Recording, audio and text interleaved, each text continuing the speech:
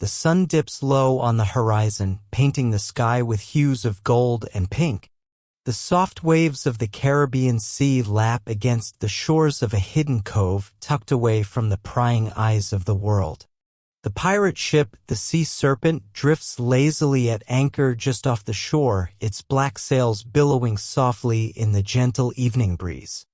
No bustling pirate activity today, only the soft murmur of the sea and the rustling of the palm trees in the breeze.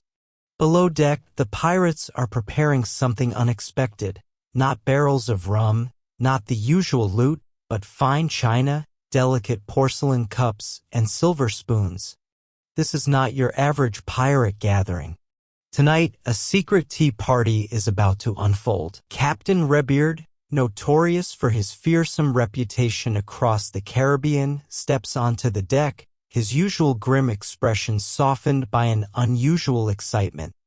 His massive boots thud lightly against the wooden planks as he approaches the ship's galley. He looks over his shoulder, ensuring no other ships are within sight, and gives a sly grin. "Gather round, me hearties.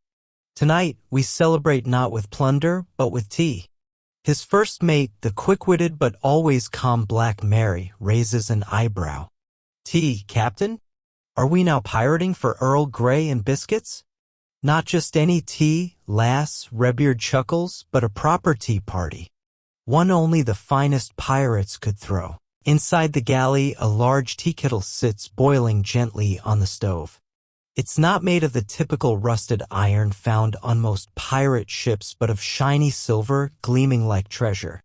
Next to it, a matching teapot, carefully packed with straw and bubble wrap to protect its delicate surface, of course, awaits its turn. "This," Redbeard says with a flourish, holding up the teapot, "was once a gift from the Queen of England herself. She thought she could buy me loyalty with this fine porcelain. But I'm not one for loyalty. I'm one for fine tea." The pirates gather, eyeing the teapot in awe. They've seen treasures, but this is something else. As the tea begins to steep, the crew gets busy. Fluffy scones, still warm from the oven, are passed around. Cinnamon and sugar dust the surface with little cream pots on the side, perfect for a dollop. Jam, fresh strawberry jam, as sweet as the memories of their peaceful childhoods, sits in the center of the table, ready to spread on the scones. "Don't forget the finger sandwiches," calls Black Mary, her voice full of command but with a hint of warmth. She holds up a tray of tiny, delicate sandwiches filled with cucumber and cream cheese, light and airy. The pirates are puzzled, but they don't ask questions. This is Redbeard's secret, and as they say, a pirate's secrets are meant to be indulged. Section 5. Redbeard raises his teacup in the air as if it were a goblet of treasure. The cup is adorned with delicate floral patterns and a gold rim far more delicate than the typical chalices and mugs used by pirates to guzzle rum. "Here's to the finest crew that ever sailed the seas," Redbeard proclaims, his voice soft as though savoring every word. "Tonight, we feast not on rum but on culture." Black Mary rolls her eyes but chuckles nonetheless. She raises her own teacup, its floral design matching the captain's, and gently taps the rim against his. The rest of the crew follows suit, sipping their tea cautiously, some with more grace than others. Despite the rough nature of pirates, there's something comforting about the calmness of this tea party. There's no shouting or clanging swords. There's no plundering or robbing. The crew is surprisingly respectful. They hold their teacups carefully, making sure their elbows aren't on the table. Even the grizzled quartermaster, who usually growls over every small thing, is delicately stirring his tea with a silver spoon. Black Mary leans forward. "Gentlemen, we've been known for many things. Terror on the seas, bounty hunters of the highest order. But never have we been known for our manners. Let's not ruin that tonight." The crew begins to warm up to the idea of their pirate tea party. Laughter fills the air, mixing with the sound of waves crashing softly against the shore. One by one, the pirates start to share stories of their travels, and somehow, the conversation turns to their favorite tea blends. "Lavender," says the ship's carpenter, a soft-spoken man with a thick beard. "I like lavender in my tea. It calms the storm inside me." "I prefer jasmine," says the first mate, Black Mary. "Reminds me of the nights we sailed along the coast of Asia."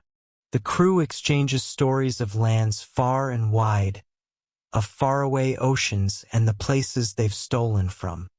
All the while, the tea steeps and the laughter carries into the night. As the party progresses, Redbeard gets a gleam in his eye, an idea forming in his mind. "We need to share our knowledge," he says to the crew. "These tea parties aren't just about sipping warm drinks, they're about teaching the next generation of pirates the finer things in life. We shall share the ways of tea with the younger crew." There's a pause, and then the crew bursts into laughter, their eyes twinkling with mischief. "You mean tea education?" Black Mary teases, a smile tugging at the corner of her lips. Redbeard nods. "Exactly. It's not all swords and rum, lads and lasses. We've got to raise the standards. Just think, when we sail into port, they'll say, 'There go the pirates who threw the finest tea parties.'" As the moon rises higher, the pirates decide to put their new plan into action. They decide to host a grand tea party for their allies, other pirate ships sailing nearby. Redbeard pulls out all the stops. There are plenty of tea cakes, scones, and biscuits. The pirates line up with fine china, smiling as they set the table under the twinkling stars. The other ships arrive, and soon, there's an unexpected scene unfolding. A circle of pirate ships anchored by a beach, with pirate crews sipping tea, laughing, and sharing stories of their wild adventures. As the tea party continues into the night, it becomes clear that this event is unlike any other. The pirates drink their tea, share tales of distant lands, and toast to the sea. The infamous, feared pirates have set a new course in their lives. One where there's room for a little culture, a little civility. Redbeard smiles to himself. Who said pirates can't have a spot of tea? The pirates raise their teacups, laughing and enjoying the quiet peace of their secret tea parties. A legacy of culture that would, in time, be whispered about in pirate circles across the Caribbean. As the night deepens, a new ship pulls into the cove, its sails painted in vibrant colors, its flags fluttering in the breeze. The crew aboard the Gilded Parrot is known for their fierce reputation on the seas, but tonight they sail into the cove with a very different mission. The Pirate Queen, a tall and imposing figure, steps off the ship with a regal air. Her attire is not that of a fearsome pirate, but rather, she wears a flowing gown of deep emerald, her hair adorned with delicate pearls. She walks with purpose toward the tea gathering, where Redbeard greets her warmly. "Ah, the Pirate Queen herself? A lady of distinction, I presume?" Redbeard chuckles, raising his teacup in respect. The Pirate Queen smiles slyly. "Indeed, Captain, but tonight, I'm here for more than treasure. I hear you're serving a fine brew." The Pirate Queen raises her cup in a quiet toast, her smile softening the sharpness of her usual command. The pirates, who have long known only the chaotic rhythm of sword fights and cannon fire, are momentarily taken aback by her poise. "To the sea," the Queen declares, her voice ringing out in the night, "and to the peaceful moments we steal in between." The crew raises their cups, murmuring a chorus of agreement. For a brief moment, the pirates are not pirates at all, but simply sailors enjoying a cup of tea and a cool breeze. The tension of the sea, the tension of their lives, melts away with every sip.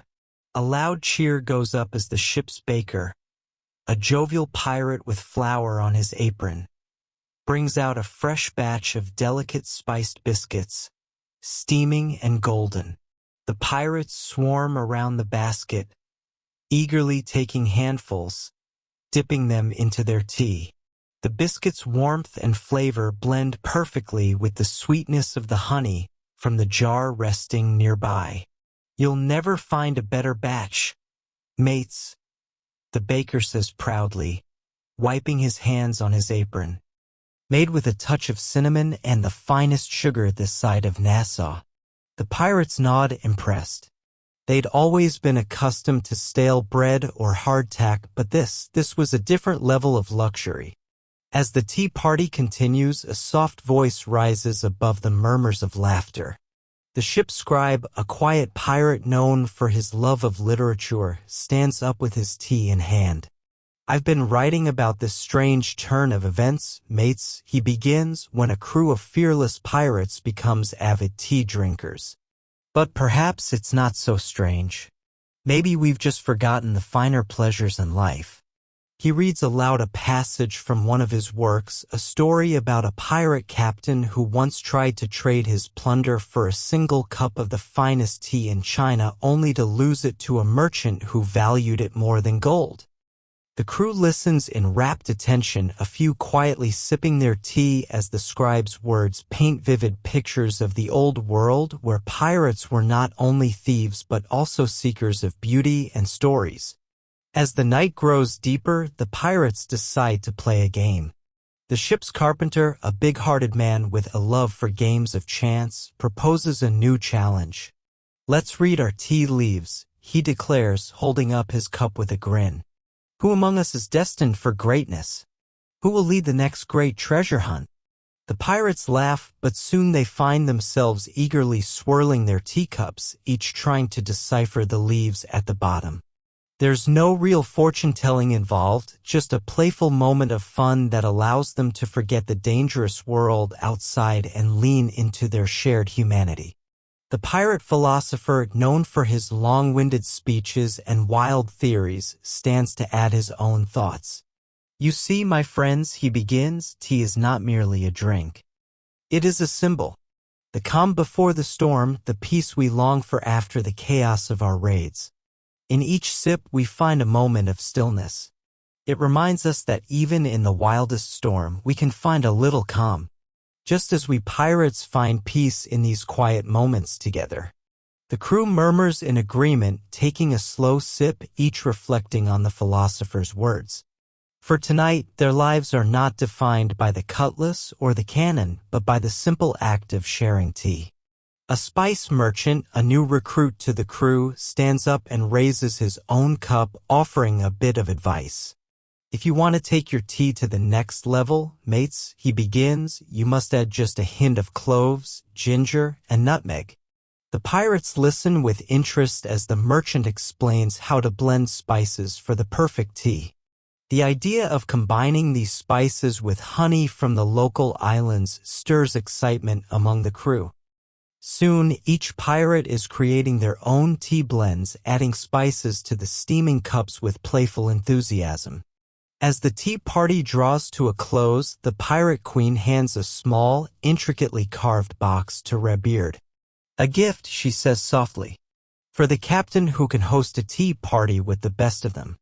Inside the box is a rare tea leaf sampler from the far-off islands of Asia, its delicate aroma rich and exotic. The pirates gather around, each eager to smell the blend, curious to see what kind of tea the pirate queen would choose. "This, my friends, is a treasure far more valuable than gold," the queen smiles, "a treasure of taste." Section 19, the last sip and farewell. As the night winds down, the crew settles into a quiet hum. The stars shine above, the soft sound of the ocean filling the air. The pirates sip their tea slowly, savoring the warmth, the sweetness, and the calmness of the moment. "We've come far from the days of buried treasure and rum barrels," Redbeard says, his voice soft with contentment. "But I think we've found something far more valuable than gold." The crew nods, all of them agreeing, savoring the moment as they share one last cup of tea before heading back to their ships, ready for another day on the sea. As the last teacup is set down, the pirates make a pact. From this day on, Redbeard declares, every pirate crew will throw their own secret tea party. It will be our tradition, a mark of distinction among the fiercest of us. And so a new legacy is born, not of sword and cannon but of tea leaves and gentle laughter, a reminder that even pirates can be refined, that even the fiercest of souls can enjoy the simple pleasures of tea. In the days that followed, the pirate crews began to follow Redbeard's example, hosting their own tea parties in secret coves and on quiet beaches. Some pirates took to refining their tea blends, while others experimented with new ways of brewing. One evening, on a far-off island, a pirate captain named Cutlass Jane began to experiment with spice chai. She mixed rich cinnamon, cloves, and cardamom into the pot, warming her crew's spirits on a particularly chilly night. They laughed as they clinked their teacups together, reveling in the surprising comfort of the warm drink. One evening, as the pirates sat sipping tea, one particularly adventurous crew member, Patch, began to tell a tale. "There's a legend of a hidden teapot," Patch whispered, eyes wide with excitement. "A teapot said to be made from the finest porcelain in all the seas, etched with intricate designs and filled with the rarest tea leaves. It was buried on an island not far from here." The crew listened in rapt attention as Patch described the treasure. "They say whoever finds it will be blessed with endless supplies of the finest tea in the world." Redbeard leaned forward, intrigued. "A teapot treasure, you say? Well, it seems like it's time for an adventure. Let's find that teapot." With new resolve, the pirates gathered their map and set sail for the island where the legendary teapot was said to be buried. The journey was long and treacherous, but the crew was fueled by excitement and an unspoken camaraderie formed over their shared love of tea. "We won't stop till we find that teapot," Captain Redbeard declared. The finest treasure on the seas. As the ship sailed through calm waters, the pirates sang old sea shanties, their voices blending with the waves beneath them. There was something peaceful about this journey, no cannons, no battles. Just the search for a humble teapot. The island they arrived at was lush, its trees towering over the beach like silent sentinels. Birds sang above them, the only sound on the wind besides the soft crashing of the waves. "The legend says the teapot lies in a hidden cave," Redbeard said, his voice soft as they made their way inland, their footsteps cushioned by the thick undergrowth. "We must be quiet and careful. The island is full of whispers." A few of the pirates exchanged curious glances. What did the whispers mean? Was it the wind or something more? They walked deeper into the island, their steps slow and careful, listening for any sign of the treasure. After a long trek through the thick jungle, they found it. An ancient stone entrance partially obscured by vines. It was small, barely wide enough for one pirate at a time, but inside, they could see the faint glow of something shimmering in the dim light. Redbeard entered first, followed by his trusted crew. The cave was cool and still, with a soft hum filling the air. As their eyes adjusted, they saw it. A gleaming porcelain teapot, sitting atop a stone pedestal, surrounded by swirling designs of leaves and teacups etched into the rock. But something was unusual. The teapot glowed with a soft, ethereal light, as if the very essence of tea had imbued it with magic. The crew gasped. "It's real," Patch whispered, eyes wide. "It's really real." As the pirates carefully approached the teapot, they realized something else. The pedestal beneath it wasn't stone. It was a living tree root, winding through the cave floor and pulsing with an energy they could not explain. "It's alive!" Black Mary exclaimed, as the root pulsed once more, sending a soft vibration through the cave. The teapot's glow flickered in response, its lid slightly lifting as though inviting them to open it. Redbeard hesitated, his fingers just inches away from the teapot's handle. "Do you think it will grant us endless tea?" he mused, voice full of awe. "No matter what," said Black Mary, "we'll have a fine story to tell." Redbeard lifted the teapot, and as he did, the air seemed to grow stiller, the cave's whispers softening into a hush. Carefully, he poured the liquid from the teapot into a simple pirate's mug. The tea inside was unlike anything they had ever seen before. It shimmered in gold and silver swirls, with small flecks of light dancing inside it. Redbeard took a cautious sip. Immediately, his eyes widened in delight. "By the sea," he exclaimed, "this is the finest tea I've ever tasted. It's like the very essence of the ocean, the sky, and the stars." The crew followed suit, sipping the tea and savoring its sweetness, its warmth, its otherworldly richness.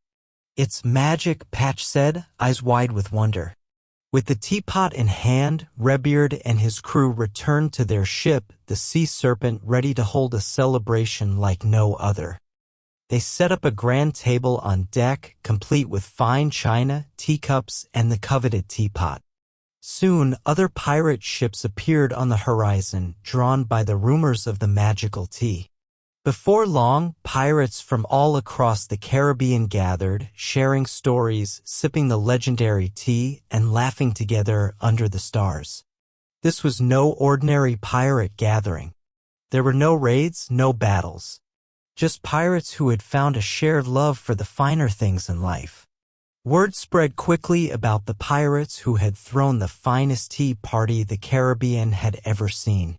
Soon, many pirate crews, notorious for their fierce reputations, followed Redbeard's lead and began their own tea parties. Some sailed far to distant lands, searching for new types of tea, while others experimented with the unique blends they already had. Redbeard, however, remained the unofficial leader of the Pirate Tea Society. Every year, the crew would sail to a new island, holding their secret tea parties in secluded coves and quiet beaches where the pirates could sip tea, tell stories, and find peace for just a little while. As the years passed, the legacy of the Pirate Tea Society lived on. It became a tale whispered in pirate circles, a strange and unexpected tradition that turned hardened pirates into refined tea drinkers. Pirates from all over came to join the society, not for treasure or treasure maps, but for the quiet, calming ritual of tea. And so, the pirates who once sailed with a thirst for blood and gold now sailed with a thirst for tea, ready to raise their cups to the sea and to the simple joys that life had to offer. One day, Redbeard gathers his crew in the galley, pulling out an old, tattered map. "This here," he says, pointing to a marked spot on the map, "is where the next great tea party will be held. It's a hidden island, a place no one knows of except for those who sail with the finest of cups." The crew gathers around, intrigued by the idea of a new island to explore. "Another treasure hunt?" asks Black Mary, raising an eyebrow. "No," Redbeard smiles. "This time, we hunt for the best tea leaves in all the Caribbean. We will find the island's secret blend and share it with the world."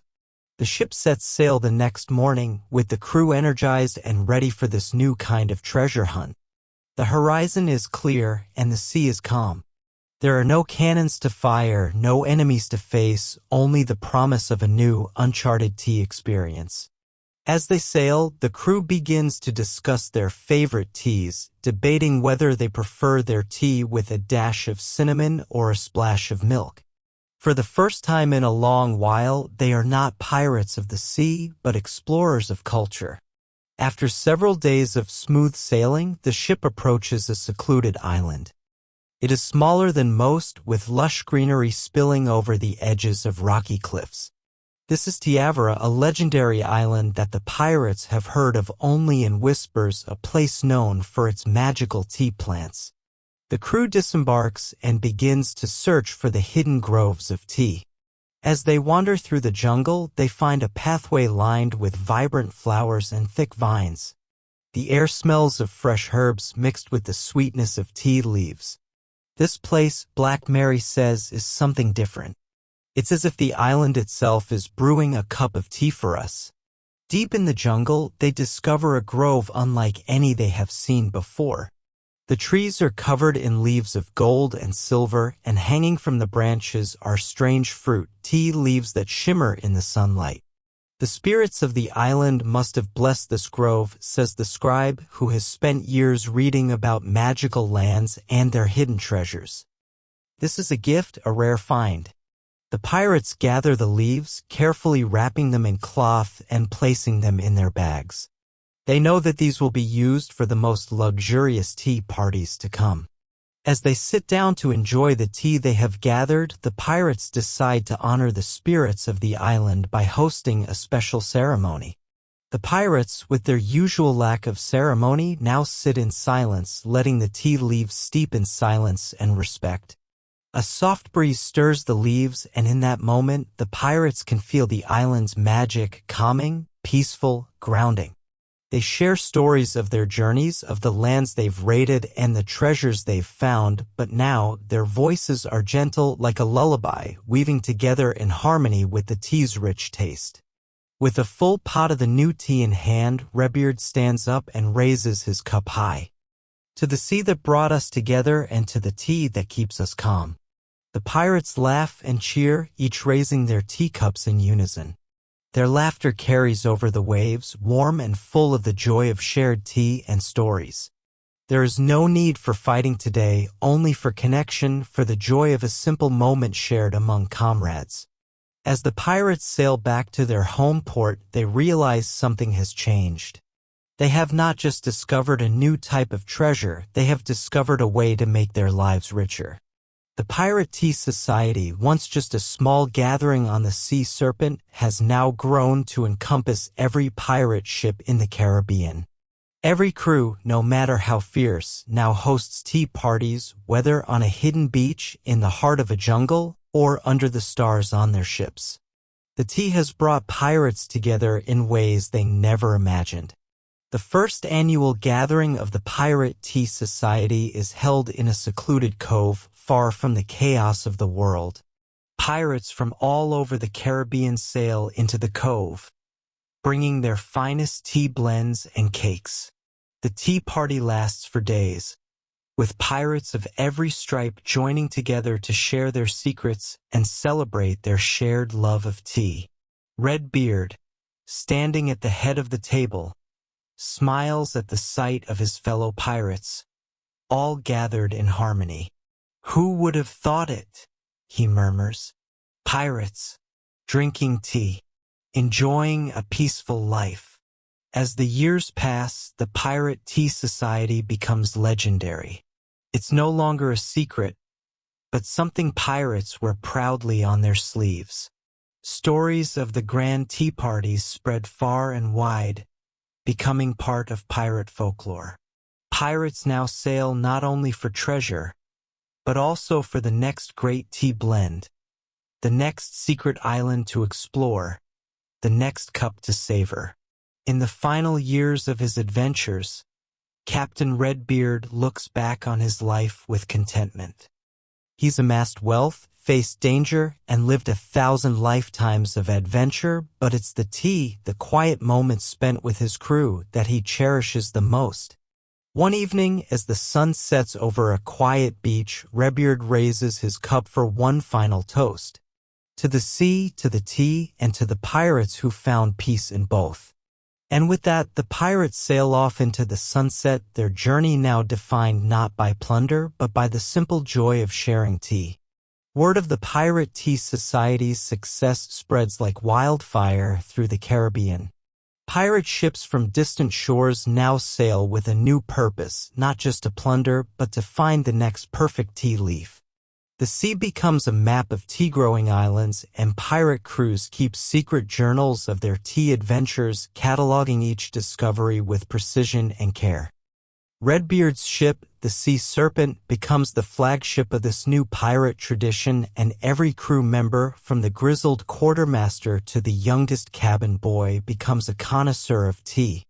One day, Black Mary approaches Redbeard with an idea that will cement the Pirate Tea Society's legacy forever. "Captain," she says, her tone serious, "we need a code. A pirate tea code. A set of rules to live by." Redbeard ponders the idea and then smiles. "A code. For pirates who drink tea. I like it." Together, they draft the Pirate Tea Code, a series of rules that every pirate must follow. It includes provisions like always sip your tea in the company of friends and respect the tea leaves as much as you respect the sea. From that day on, every pirate crew adopts the code, and it becomes as important as the pirate's original code of honor. In the heart of the Caribbean, a young pirate named Maples sets sail to chart all the places known for their exceptional tea. He becomes the official tea cartographer, mapping out islands where the best tea plants grow and documenting secret locations where rare tea blends are made. His maps are highly coveted, passed from one pirate ship to the next. No longer are the pirates simply looking for treasure. Now they are in search of the finest teas to share in their quiet moments of rest. The Pirate Tea Society evolves into something more refined. With each passing year, the pirates who started as tea enthusiasts form a small group called the Tea Connoisseurs Club. This club holds annual gatherings at hidden coves and remote islands where they sit in circles, drinking the finest teas, comparing flavors, and debating which blend is the best. At one of these gatherings, Captain Redbeard, holding a golden teacup, declares, "This is the finest tea I've ever tasted, brighter than the sun and sweeter than the sea." The members of the club nod in agreement, each savoring their cups, realizing that this new life is the true treasure they've found. After years of treasure hunting, Redbeard finds something unexpected, a tea chest made of fine wood, engraved with intricate patterns. Inside, there are tea leaves from around the world, each carefully stored in small silver tins. It's a collection that any tea aficionado would cherish. He smiles, rubbing the wood of the chest fondly. "This," he says softly, "is a true treasure." From that day on, the chest is passed around the pirate crews, shared and cherished by all who call themselves members of the Pirate Tea Society.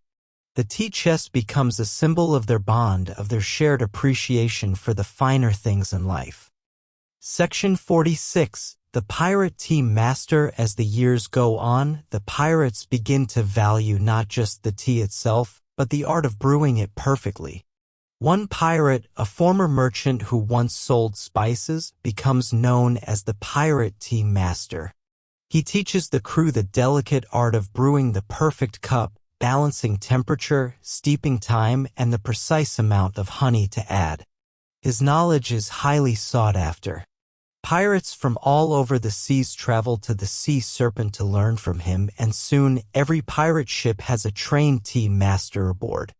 Inspired by the growing demand for their legendary tea, one of the pirates, a shrewd trader named Long John, begins to travel from port to port, selling bags of the finest pirate tea blends. His stall is a small, humble affair, but the rich aroma of his teas draws crowds from every corner of the Caribbean. Soon, his reputation spreads far and wide. He becomes known as the first pirate tea merchant, and his blend of tea is sold from Nassau to Havana. Pirates no longer just drink tea. They sell it, share it, and export it to lands far beyond their own. As the popularity of the Pirate Tea Society grows, Redbeard and his crew decide to host the first ever Pirate Tea Festival. Pirates from every corner of the Caribbean arrive by ship, bearing their finest tea blends, teacups, and pots. The festival takes place on a secluded beach, with tables covered in fine linens, teapots steaming gently in the sun, and a sea breeze that keeps everything cool and comfortable. Pirates sip tea, share stories, and exchange tea blends, all while celebrating the legacy they've created. "It's not just about the tea," Redbeard says, raising his cup. "It's about the moments we share, the quiet joy we find when we come together." In the years that follow, Redbeard's crew creates a beautiful tea garden on one of the islands they frequent.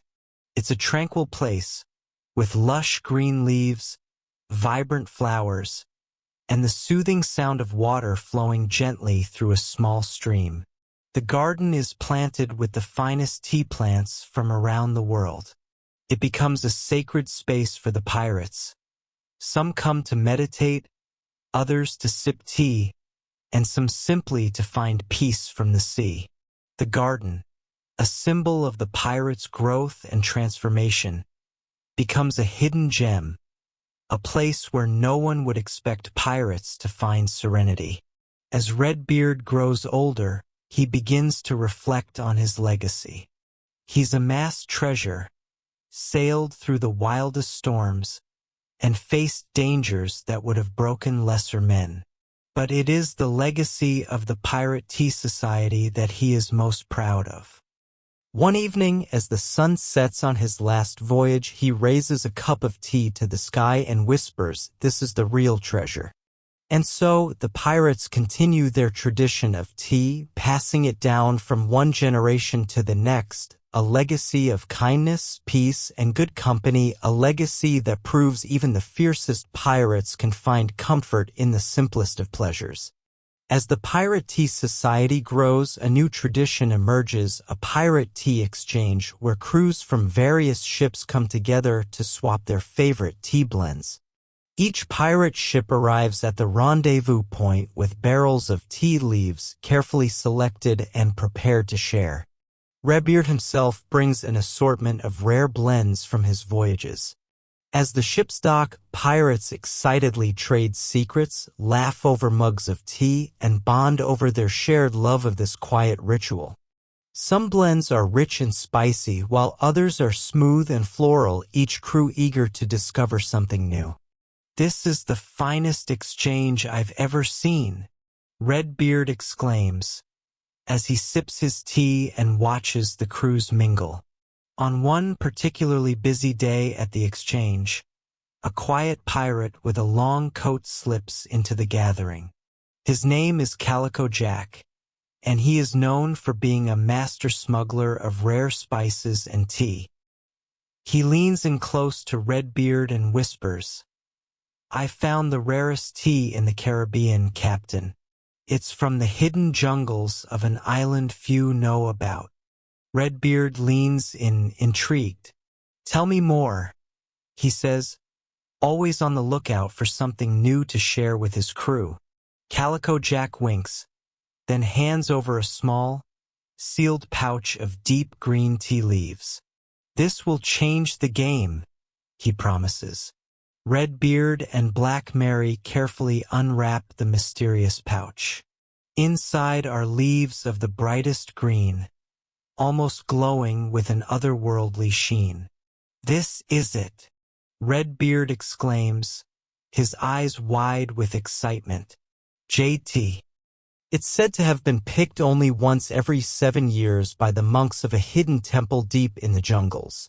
They brew the tea carefully, and as the steam rises from the cup, the pirates can smell the most delicate fragrance, a blend of jasmine, mint, and a hint of something floral.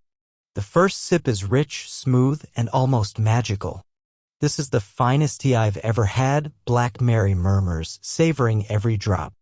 As the Pirate Tea Society grows, Long John, the first pirate tea merchant, becomes a well-known name. He's now selling tea across the Caribbean with a reputation that rivals the finest merchants of the world. His tea blends are sought after by landlubbers and pirates alike, and he has turned his tea trade into a successful business. One day, Redbeard visits Long John's stall at the bustling port of Nassau. Well, Long John," Redbeard says, smiling as he sips from a fresh mug of tea. "You've turned tea into an empire." Long John grins, wiping his hands on his apron. "It's not about the treasure, Captain. It's about the legacy. I'm just happy to share a cup with you. The rumors of Isle de an island said to hold the finest tea plants in the Caribbean, begin to spread across the seas. It is whispered that the island is hidden behind a mist, accessible only to those who know the secret paths through the stormy waters. Intrigued by the possibility of finding even better tea, Redbeard decides to make it his next mission. To Isle de he announces to his crew, if the legends are true, we'll find the finest tea the world has ever known. The crew, now accustomed to the captain's unexpected adventures, prepares for another journey to discover the next great treasure. Not gold, but tea. As the sea serpent sails toward Isle de a thick fog rolls in, enveloping the ship in an eerie, silent embrace. The crew feels a strange tension in the air. They can hear the soft rustling of the waves, but they can't see anything beyond the mist. This place feels strange. Black Mary murmurs, her hand on the wheel, steering the ship through the fog. I've heard the tales, Redbeard replies. It's said that the island is guarded by the mystic waters, and only the worthy can find it. The crew continues their journey in silence, the fog thickening around them, the air charged with anticipation. After what feels like hours, the mist begins to clear, and the crew sees the island ahead. It is lush, with trees full of vibrant green tea leaves, their branches swaying gently in the breeze. The air smells fresh, with a hint of jasmine and mint. We've found it, Redbeard says softly, as the ship approaches the shore. The island feels like a paradise, untouched by time, waiting to share its secrets with those who seek its bounty. The pirates disembark, eager to explore the island's mysterious tea groves and discover the tea that has eluded the world for so long. As the pirates venture deeper into the island, they meet an old man dressed in simple robes, his face lined with age and wisdom. He is known as the tea master of Isle de and he welcomes the pirates with a warm smile. You seek the island's tea, he says, his voice soft and wise. But it is not the tea that makes it special. It is the patience, the respect for the earth, and the understanding of the leaves that bring true magic. Redbeard listens intently, eager to learn from the tea master's wisdom. Teach us then, he says. We have the finest tea leaves, but we seek the art of brewing. The tea master nods, leading them to his humble tea house. Let me show you how it's done. The tea master's small wooden house is filled with the earthy scent of fresh leaves and the soft, rhythmic sound of tea brewing. He shows the pirates how to brew the perfect cup, steeping the tea for just the right amount of time, adding honey from the local bees, and letting the tea cool to the perfect temperature. Tea is not just a drink, the tea master explains as he pours the golden liquid into delicate cups. It is a ritual, a moment of calm in a world of chaos. You pirates understand chaos, but now you must learn peace. The crew sips the tea, savoring the deep, rich flavors. It is unlike anything they have ever tasted, a perfect balance of sweetness and earthiness, delicate yet bold. As the sun sets on Isle de the pirates gather on the shore, the last rays of light reflecting off the gentle waves. They hold their teacups high, toasting to the tea they've found and the new tradition they've created. To the sea, Redbeard says, raising his cup. To the tea, and to the pirates who find peace in both. The crew joins in, their voices soft and harmonious as they sip their tea beneath the stars. The sea at peace with them for the first time. As the pirates sail back to port, the mood is light. Their cargo holds are no longer filled with stolen treasure, but with the finest tea leaves from Isle de the crew, who once lived for the rush of a battle, now find themselves eager to return to their hidden cove for their next tea party. Redbeard stands at the helm, gazing out at the open sea. "We've found a treasure that no pirate before us ever thought to seek," he says with a smile. "Tea." Black Mary stands beside him, holding her teacup carefully. "It's a treasure that keeps giving, Captain. We've all found something far greater than gold." When the ship docks in Port Royal, the crew decides to host their first public pirate tea ceremony.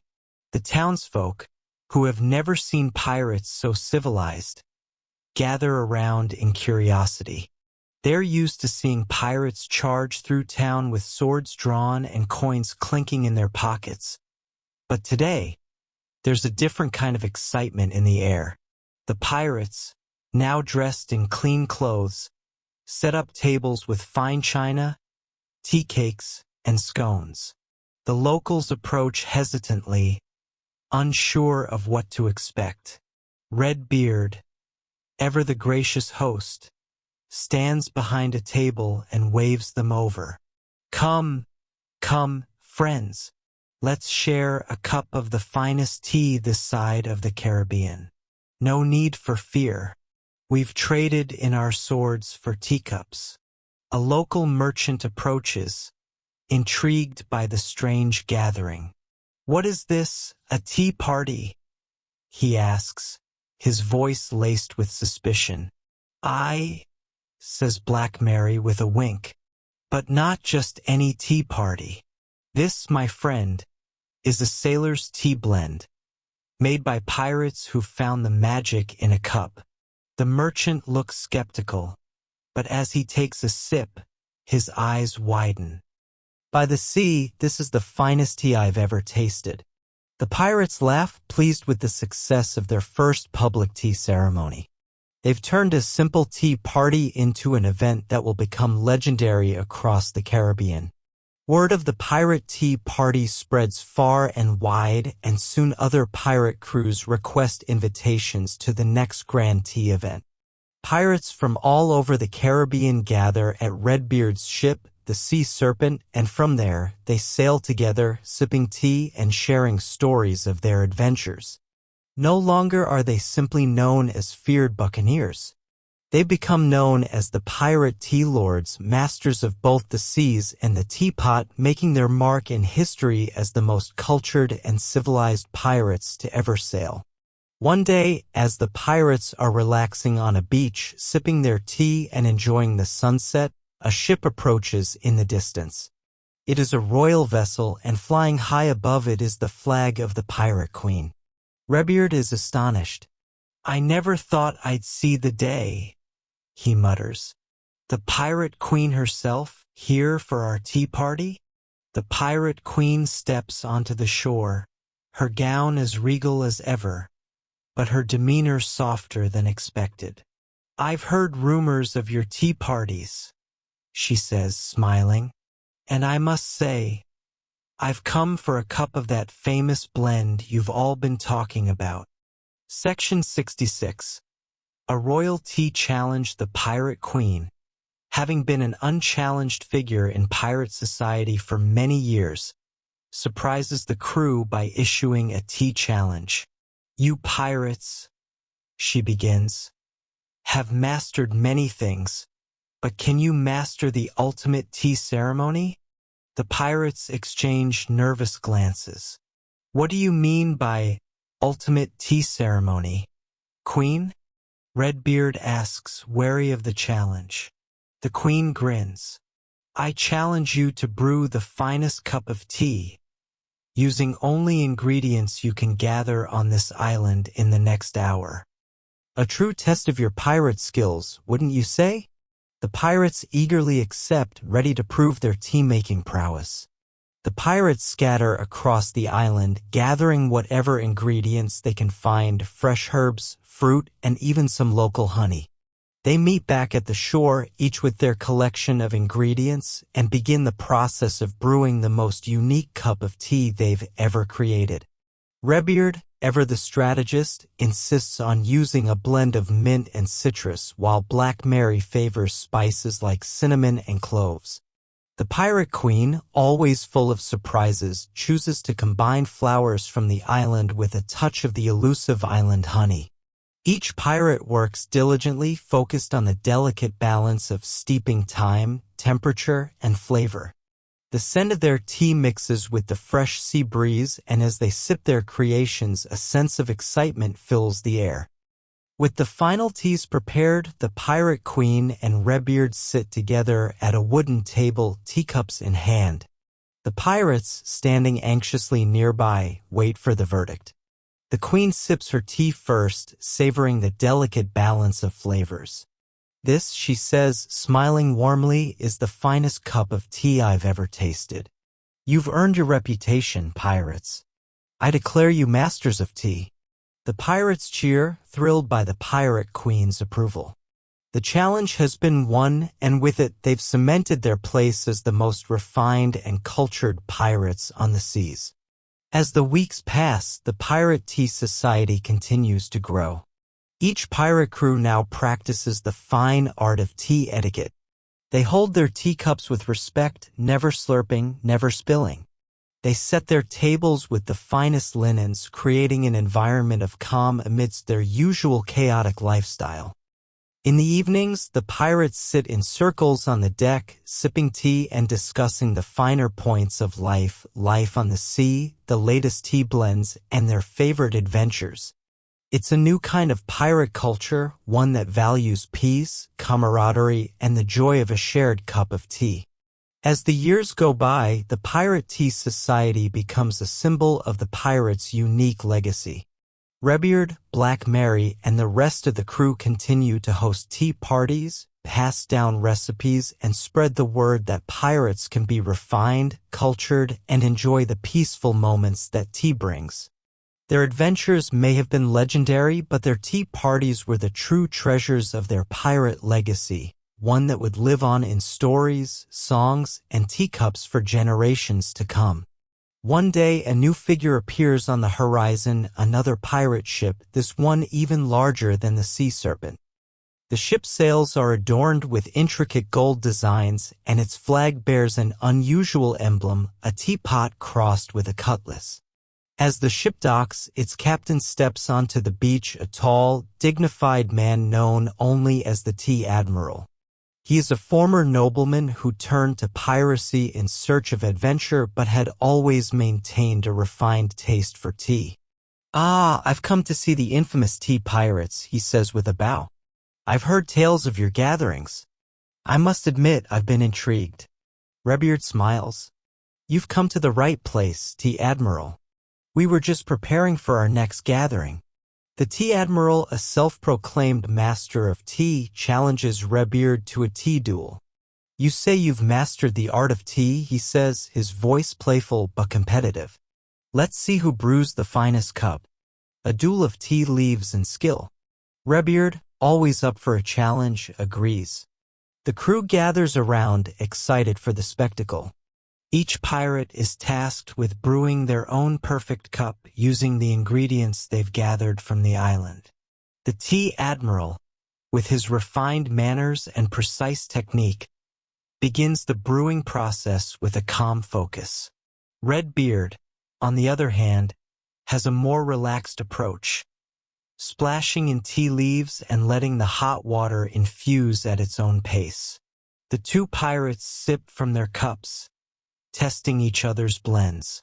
The Tea Admiral's cup is delicate, well-balanced, with subtle notes of jasmine and rose. Redbeard's, on the other hand, is bold and earthy, with a touch of cinnamon and honey. It's rich and warm, like the very heart of the sea. "Both are fine," the Tea Admiral admits, leaning back and nodding in respect. "I must say, Captain, your method is unorthodox, but effective." Redbeard grins, wiping the back of his mouth with the back of his hand. "A pirate's brew, my friend. The secret is in the soul of the tea, not in how you pour it." The duel ends in a draw, but the respect between the two pirates deepens. From that day on, the tea admiral joins the crew's gatherings, bringing with him rare tea blends and new ideas for their tea parties. As the tea admiral settles into pirate life, he tells Redbeard about a precious heirloom passed down through his family, a golden teapot that has been in his family for generations. It's rumored to be made from the finest gold in the world and inscribed with the history of ancient tea ceremonies. Perhaps it's time we put it to good use, the tea admiral says, handing the teapot to Redbeard. It should be used to brew tea for those who truly understand the art of it. The teapot becomes a prized possession of the Pirate Tea Society, and soon it is used at every major gathering. The golden teapot, which once represented wealth and nobility, now symbolizes a new kind of pirate culture, one that values grace, respect, and the enjoyment of life's finer moments. The crew decides to host their first pirate tea ceremony of the sea. It's an extravagant event held on the Sea Serpent as it sails through the Caribbean. Redbeard calls it the perfect combination of adventure and tranquility. The ship's deck is transformed into a grand tea hall with tables covered in white linens, delicate china, and overflowing tea cakes. Lanterns hang from the mast, casting soft light on the faces of the pirates as they gather around, sipping tea and enjoying the beautiful sea breeze. It's the first time many of the pirates have experienced such luxury, and for once, the only sound heard across the deck is the gentle clink of teacups and the hum of contentment. As the evening deepens and the tea flows, Redbeard begins to feel an overwhelming sense of calm. He leans back in his chair, gazing out at the stars, feeling a peace he hadn't known since he was a boy. The other pirates notice the change in their captain.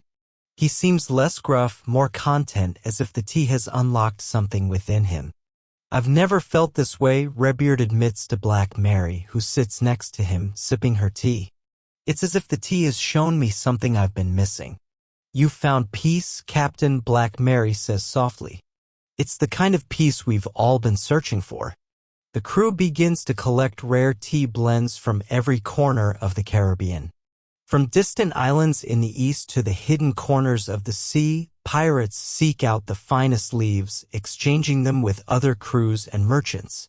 A tea chest is soon filled with these precious blends, each one carefully wrapped and labeled, each one with a story behind it.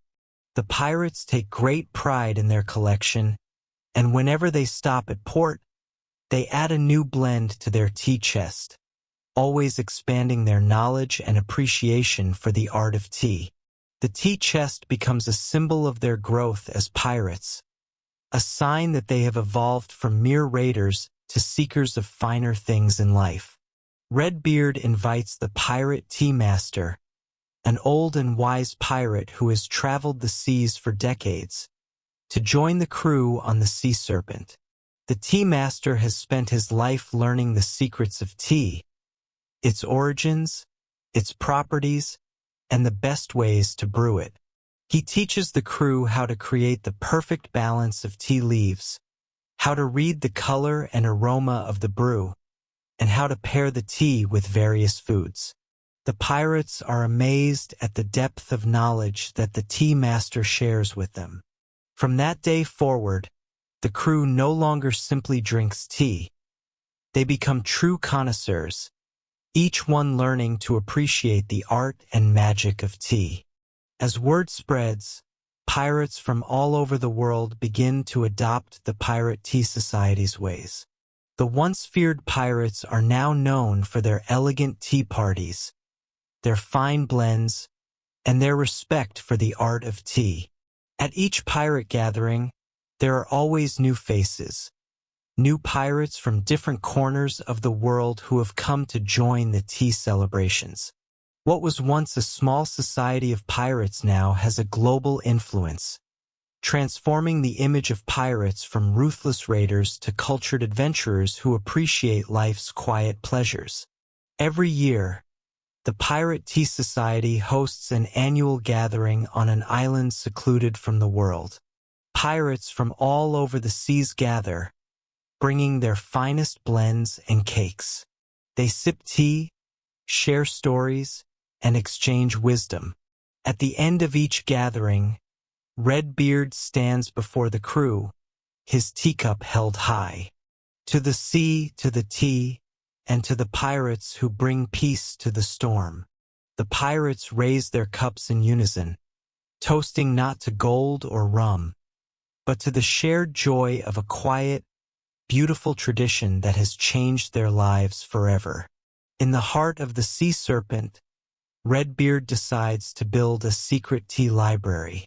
The idea comes to him one quiet evening when the crew is sitting around, sipping their tea and discussing their favorite blends.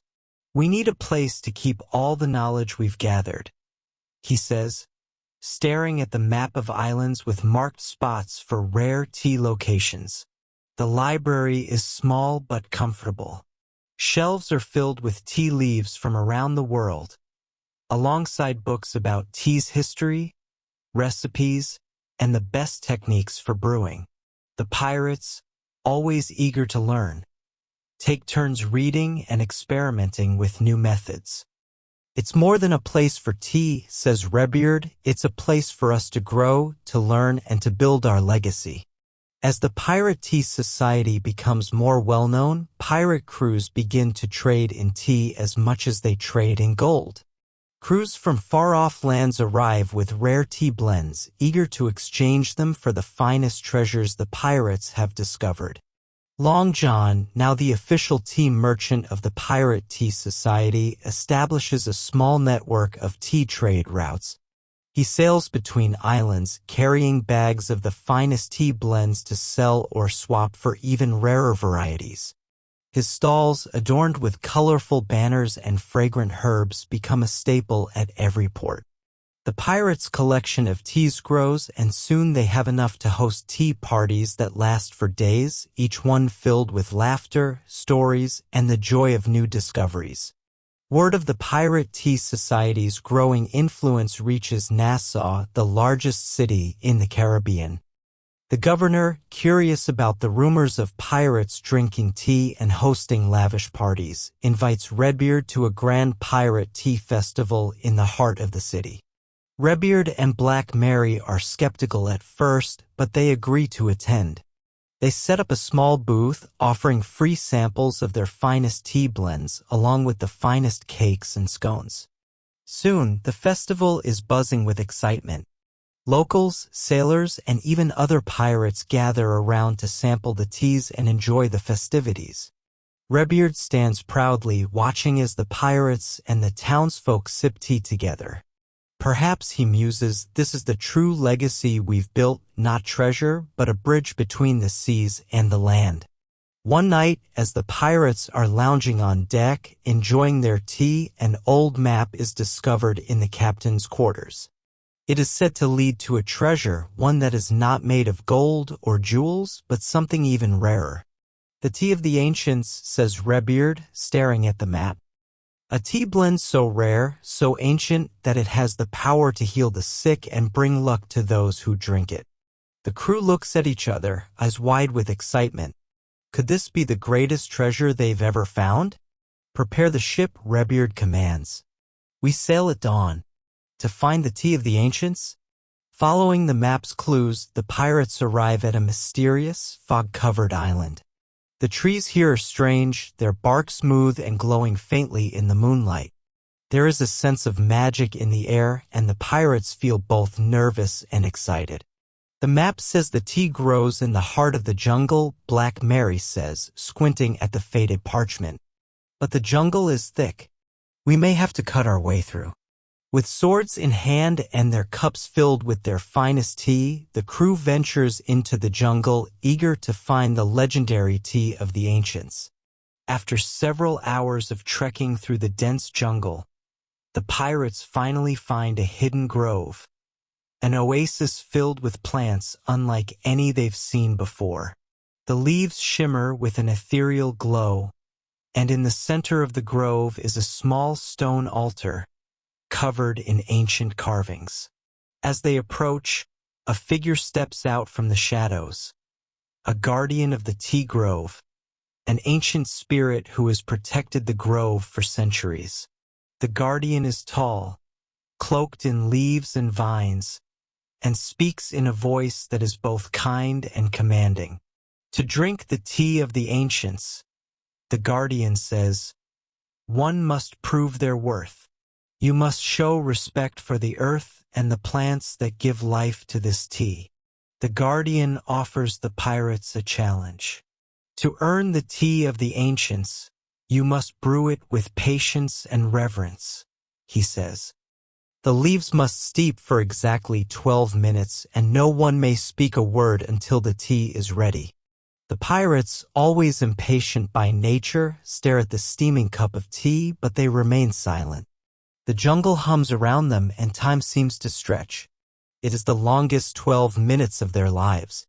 Finally, the guardian nods. You have passed the test. The tea is yours. With great care, Redbeard pours the tea of the ancients into his cup. The tea is a deep, rich color, and its scent is like nothing they've ever experienced, earthy, sweet, and floral all at once. The pirates sip the tea, their faces lighting up with surprise and joy. It is like nothing they've ever tasted. The tea fills them with warmth and a sense of calm they've never known. For the first time in their pirate lives, they feel at peace, connected to something greater than themselves. This is the treasure, Redbeard says, his voice quiet with awe. This is the true gold. After their adventure on the mysterious island, Redbeard and his crew return to their home port with the tea of the ancients. The pirates, who once lived for treasure and rum, now find themselves gathering for quiet tea parties, their hearts lighter, their bonds stronger. The tea of the ancients becomes a symbol of their journey, of the transformation they've undergone. It's shared only on special occasions, passed down from one pirate to another. A reminder that sometimes the greatest treasures in life are not gold or jewels, but moments of peace, connection, and kindness. Years pass, and the Pirate Tea Society flourishes. New generations of pirates are born, and with them, a new understanding of what it means to be a pirate. They sail the seas, but their journey is no longer just about plundering. It's about the quiet, the calm, and the joy of sharing a cup of tea with friends. As Redbeard grows older, he looks back on his legacy with pride. He has left behind not only a treasure chest full of gold, but a legacy of tea, a legacy that will live on in every pirate who raises their cup to the sea. To the tea, Redbeard says, raising his cup one last time, and to the pirates who found peace in it. Years after the first tea ceremony, the pirates begin to consider a new mission, one that will take them beyond the Caribbean. Redbeard stands at the helm of the sea serpent, gazing toward the horizon. Let's find the rarest tea in the world, he declares, a twinkle in his eye. There are rumors of an island so far south it's barely on any map. The tea there is said to have the power to heal the sick and grant wisdom. Black Mary, now a seasoned pirate, nods in agreement. A final treasure hunt, then. But this one is different this time. We're seeking something that might change the world. The crew, now fully converted to the ways of tea, eagerly agrees. They set sail for uncharted waters, ready to discover the legendary tea that awaits them. After weeks at sea, the pirates approach a distant land, its coastline barely visible through the morning mist. The air smells fresh, tinged with salt and something more, a faint floral scent carried by the wind. This must be it, Redbeard murmurs. The land where the rarest tea grows. They dock on a quiet beach, the crew stepping onto land with excitement and anticipation. The trees here are unlike anything they've seen before, their leaves shimmering in the sunlight as if the very plants are alive with energy. It's beautiful, Black Mary whispers, her hand resting on a leaf that feels warm to the touch. The crew heads into the jungle, following the scent of the mysterious tea leaves. The pirates venture deep into the jungle, guided by the scent of the rare tea leaves. They finally reach a grove where the tea plants grow in abundance, their leaves glowing in the sunlight like precious gemstones. But as they move closer, they are stopped by a group of silent figures, the guardians of the tea grove. These mysterious beings, dressed in simple robes and covered in leaves, block the path, their eyes watching the pirates carefully. "The tea you seek is sacred," one of the guardians says, his voice low but firm. "To drink it, you must prove your worth." Redbeard steps forward. "We've come from far away, seeking the treasure of wisdom and healing. We mean no harm. Teach us what we must do."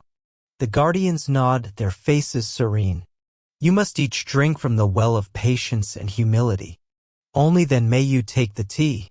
The guardians lead the pirates to a small, crystal-clear well. "Drink from this well, but do not hurry," the guardian explains. "Let the water settle your mind, and only then will the tea reveal its true power." Each pirate takes a sip from the well. The water is cool and refreshing, but its true effect is not immediate. As they wait, the jungle around them grows quiet, the air thick with anticipation. Redbeard feels a strange calm washing over him, a peace he hasn't known in years. "I see now," he says quietly, "that it's not just the tea we seek, but the patience to understand it." The guardians smile. "You are ready." With the guardian's blessing, the pirates are finally allowed to harvest the rare tea leaves.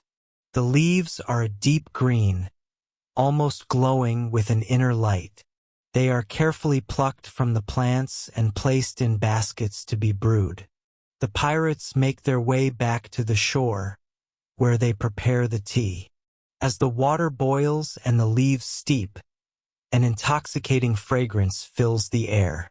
The tea glows a rich gold as it brews.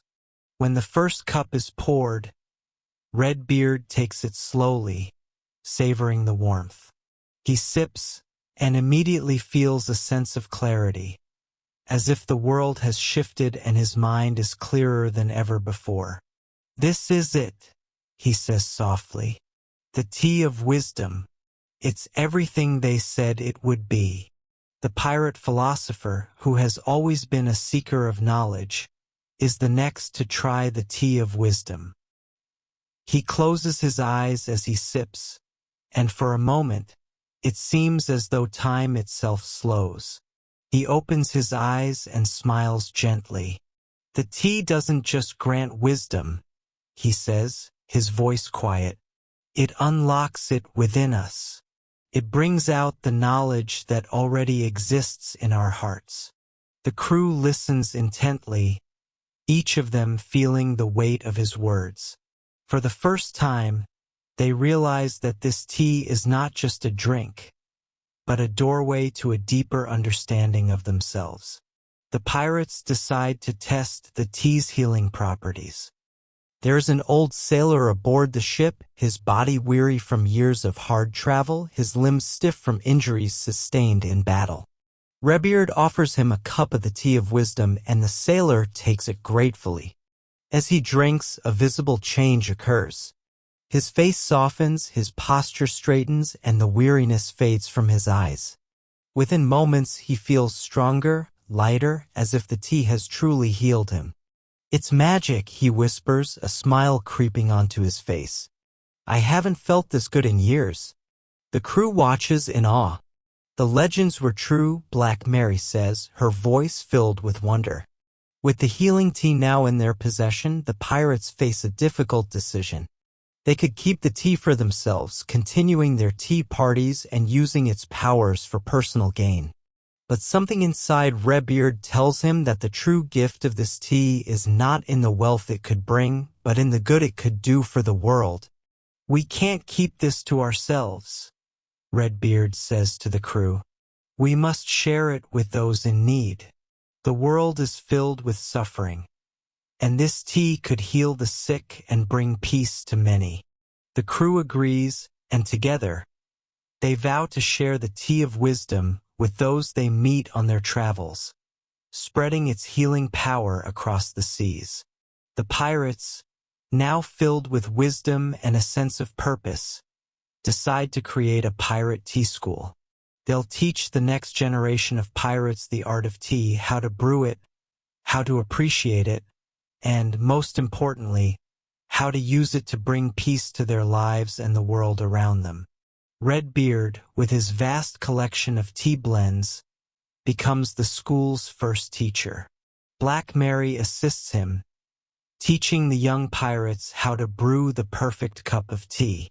And the crew, now filled with new knowledge and purpose, helps run the school, passing on their love of tea to the future generations. As the years pass, the pirate tea school flourishes. Young pirates learn the art of brewing, and the once chaotic pirate crews become known for their refinement, their gentle nature, and their love for tea. Redbeard, now older, looks over the school he helped create with pride. One evening, as the sun sets and the tea boils gently in his cup, Redbeard raises his teacup high, smiling as the younger pirates gather around him. "To the sea," he says, "to the tea, and to the pirates who have found peace in both." The crew raises their teacups in unison, knowing that the legacy they've built will live on in every cup, every sip, and every pirate who comes to the school to learn the way of tea. As the Pirate Tea Society grows in popularity, it becomes more than just a tradition, it becomes a global movement. Pirates from every corner of the world now sail under the banner of tea. The once feared pirates of the Caribbean are now known as ambassadors of calm, bringing tea to far-off shores and sharing the peaceful traditions they've created. Even non-pirates begin to take notice, and tea parties are no longer limited to pirate ships and secret coves. People from all walks of life begin to hold tea gatherings, inspired by the pirate crews who have found peace in their cups. With the success of the Pirate Tea Society, Redbeard and the crew decide to host the first ever tea summit. Pirates from all over the world are invited to gather on a small, isolated island, where they can share their best tea blends, exchange stories, and discuss how to improve the lives of pirates and those they meet. The island is transformed into a beautiful tea garden, with tables set up under the shade of trees, tea flowing freely, and pirates relaxing with their cups, enjoying the calm that the tea brings. "This is more than a summit," Black Mary says as she sits at the table, her teacup cradled in her hands. "It's a celebration of everything we've become." As the Pirate Tea Society continues to spread, a new title is born: Pirate Tea Master. These are pirates who have mastered the art of tea brewing, and they are revered among their peers. Each pirate tea master is entrusted with the sacred responsibility of teaching others the ways of tea. The first pirate tea masters are Redbeard, Black Mary, and the other original members of the society. They travel to different islands, teaching the next generation of pirates how to brew the perfect cup, how to appreciate the subtle notes in tea, and how to live a peaceful life while still embracing the pirate spirit. Long John, now known as the Pirate Tea Merchant, has built an empire on his rare tea blends. His stall is a fixture at every port, and his reputation precedes him. He's no longer just a tea seller, he's a legend in the world of pirate tea. He now sails across the world, gathering rare tea leaves from distant lands. His ship is filled with boxes of tea, each carefully labeled and protected. When he returns to port, he is greeted by excited pirates eager to buy his newest blends. Redbeard smiles as he watches Long John's success. We've come far from those days of plundering and looting. Now we trade in something far finer, tea." Word spreads about the extraordinary tea gardens in the East, where the finest leaves grow under the care of ancient monks. The pirates, eager to discover even rarer blends, set sail on an adventure to the Far East, seeking the legendary tea gardens of the monks. They sail through strange and unfamiliar waters, encountering new cultures and learning from the local people. As they reach the gardens, the pirates are struck by the serenity of the place, the calmness that permeates the air. They spend weeks learning the ancient art of tea cultivation from the monks, and in return, they share their own knowledge of pirate life and the traditions they've created. In the heart of the East, the pirates are invited to the royal court of an empress, who is intrigued by their tea culture. Redbeard and Black Mary, dressed in their finest pirate attire, sit before the empress and her court, each holding a cup of the finest tea they've learned to brew. The empress raises her cup in honor of the pirates. "Your culture, though born of the sea, is one of grace," she says softly. "Perhaps we can learn from each other." Redbeard nods, feeling a sense of pride that the pirates' way of life, once feared and misunderstood, has found its place in the world. The tea ceremony is a moment of peace, of connection, that transcends borders and cultures. Back in the Caribbean, the pirates establish their own tea garden, a small, lush plot of land where they can grow the finest tea leaves. The garden becomes a sanctuary for the crew, a peaceful space where they can escape from the chaos of the sea and find solace in nature. At sunset, Redbeard and the crew sit in the garden, sipping tea and watching the sky change colors. The soft light of the setting sun filters through the leaves, casting a golden glow over the scene. It's a moment of stillness, of peace. "This is the life," Redbeard murmurs, his cup resting in his hands. "A life of tea and calm." As the Pirate Tea Society grows, so does their influence. Redbeard and Black Mary decide to expand the Pirate Tea School, opening branches in different pirate strongholds.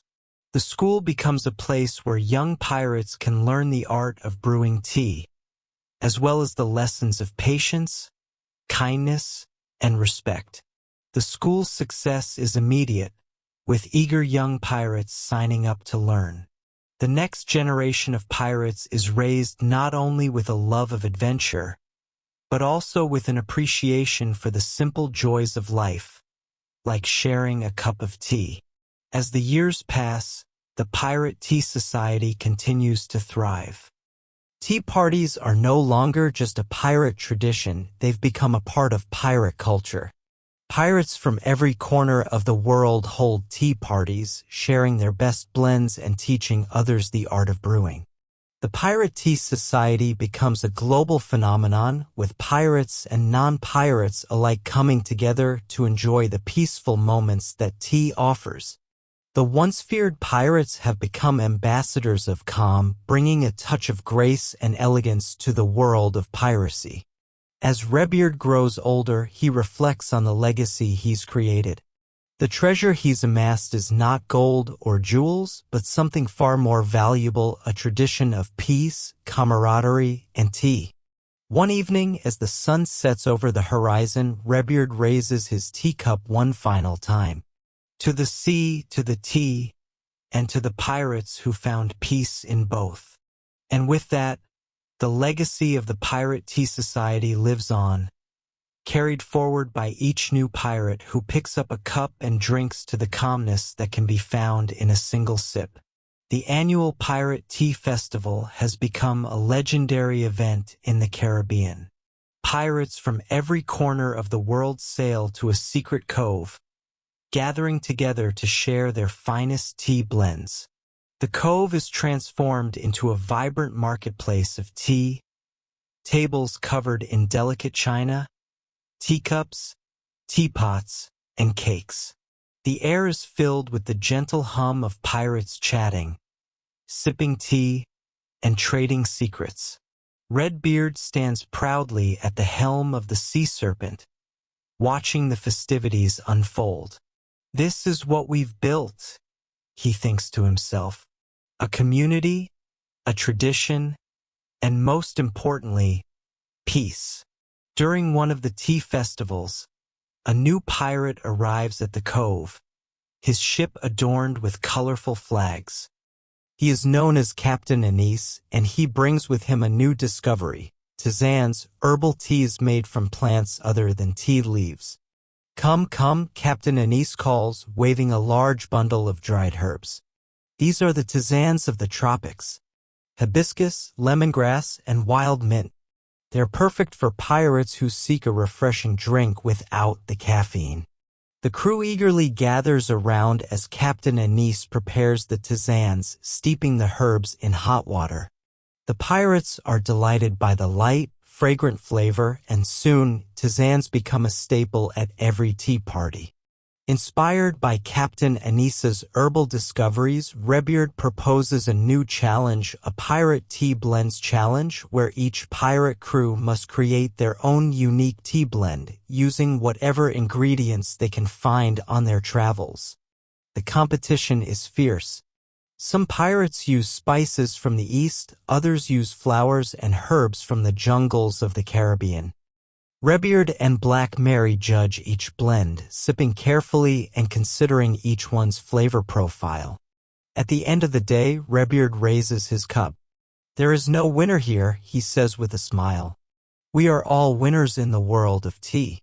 As the Pirate Tea Society becomes more established, the crew decides to create a Pirate Tea Hall of Fame, a tribute to the finest tea masters and their contributions to the world of pirate tea. It's a small, humble space filled with portraits of legendary pirates, old teacups, and teapots from past adventures. Each year, a new pirate is inducted into the Hall of Fame, celebrated for their dedication to the art of tea. Redbeard himself is the first to be honored, his portrait hanging proudly above the others. Section 115, The Last Cup of Tea. As Redbeard's adventures come to a close, he finds himself sitting in his favorite spot on the deck of the Sea Serpent, sipping his last cup of tea. The crew has gathered around, each of them holding a teacup and reflecting on the long journey they've had together. Pirates don't always live long lives, Redbeard says softly, but we've built something that will last forever. The tea, the camaraderie, the legacy.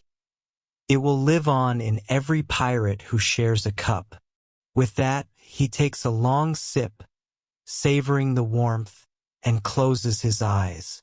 The sea around him is calm, the wind gentle. He has found peace. After Redbeard's passing, Black Mary takes it upon herself to carry on his legacy. She ensures that the pirate tea garden grows and flourishes. Under her care, the garden expands, with new tea plants being added each year. The garden becomes a peaceful haven for pirates, a place where they can rest, sip tea, and reflect on their adventures. Every year, on the anniversary of Redbeard's final cup, the pirates gather in the garden for a quiet tea ceremony, honoring his memory and the legacy he left behind. As the years pass, the Pirate Tea Society continues to thrive. New pirates join, eager to be part of the society's peaceful tradition. They learn to brew the perfect cup, to respect the tea leaves, and to enjoy the simple pleasures of life. Tea parties continue, both on the high seas and in hidden coves, where pirates share their blends, tell their stories, and toast to the sea. The secret tea parties have become a pirate tradition, one that will never fade. One day, a group of ambitious pirates decides to build a pirate tea fleet, a collection of ships dedicated solely to the pursuit of tea. These ships sail from island to island, trading and gathering rare tea leaves, seeking the finest blends the world has to offer. The fleet becomes known far and wide as the Tea Pirates, and soon, other crews join the fleet, each ship contributing to the collection of rare and unique teas. The Pirate Tea School grows into a pirate tea academy where young pirates can come from all over the world to learn the art of tea brewing. The academy is located on a lush island surrounded by tea gardens and is staffed by the finest tea masters from every pirate crew. At the academy, pirates learn everything there is to know about tea, from the best methods for brewing to the history of tea across the world. Graduates of the academy are known as the finest tea masters in all the seas. As the years turn into decades, the Pirate Tea Society remains a cornerstone of pirate life. The ships of the Pirate Tea Fleet continue to sail, the Pirate Tea Academy trains new generations of pirates, and tea parties are held wherever pirates gather. Redbeard's legacy endures, not as a pirate who plundered, but as a pirate who found peace, camaraderie, and joy in the simple act of sharing a cup of tea. The pirates who came before him and those who came after him have built something that will last for centuries. A legacy of tea, a legacy of pirates who found solace in the calmness of a teacup, no matter the storm around them.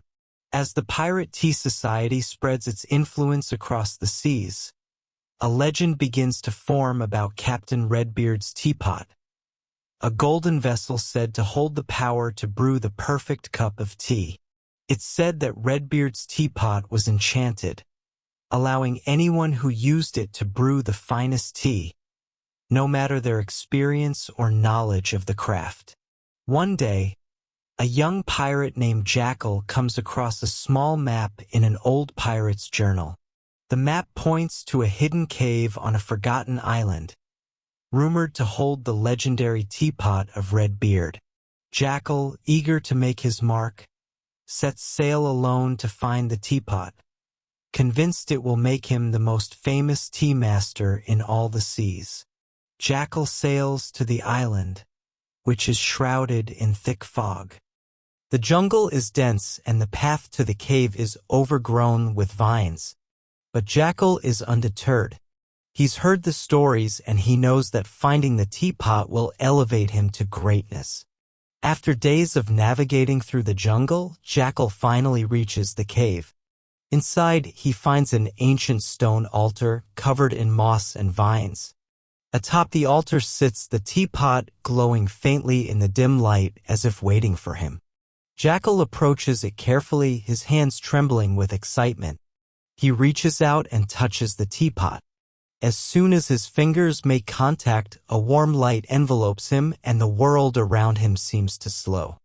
The moment Jackal lifts the teapot from the altar, he hears a voice echo in the cave.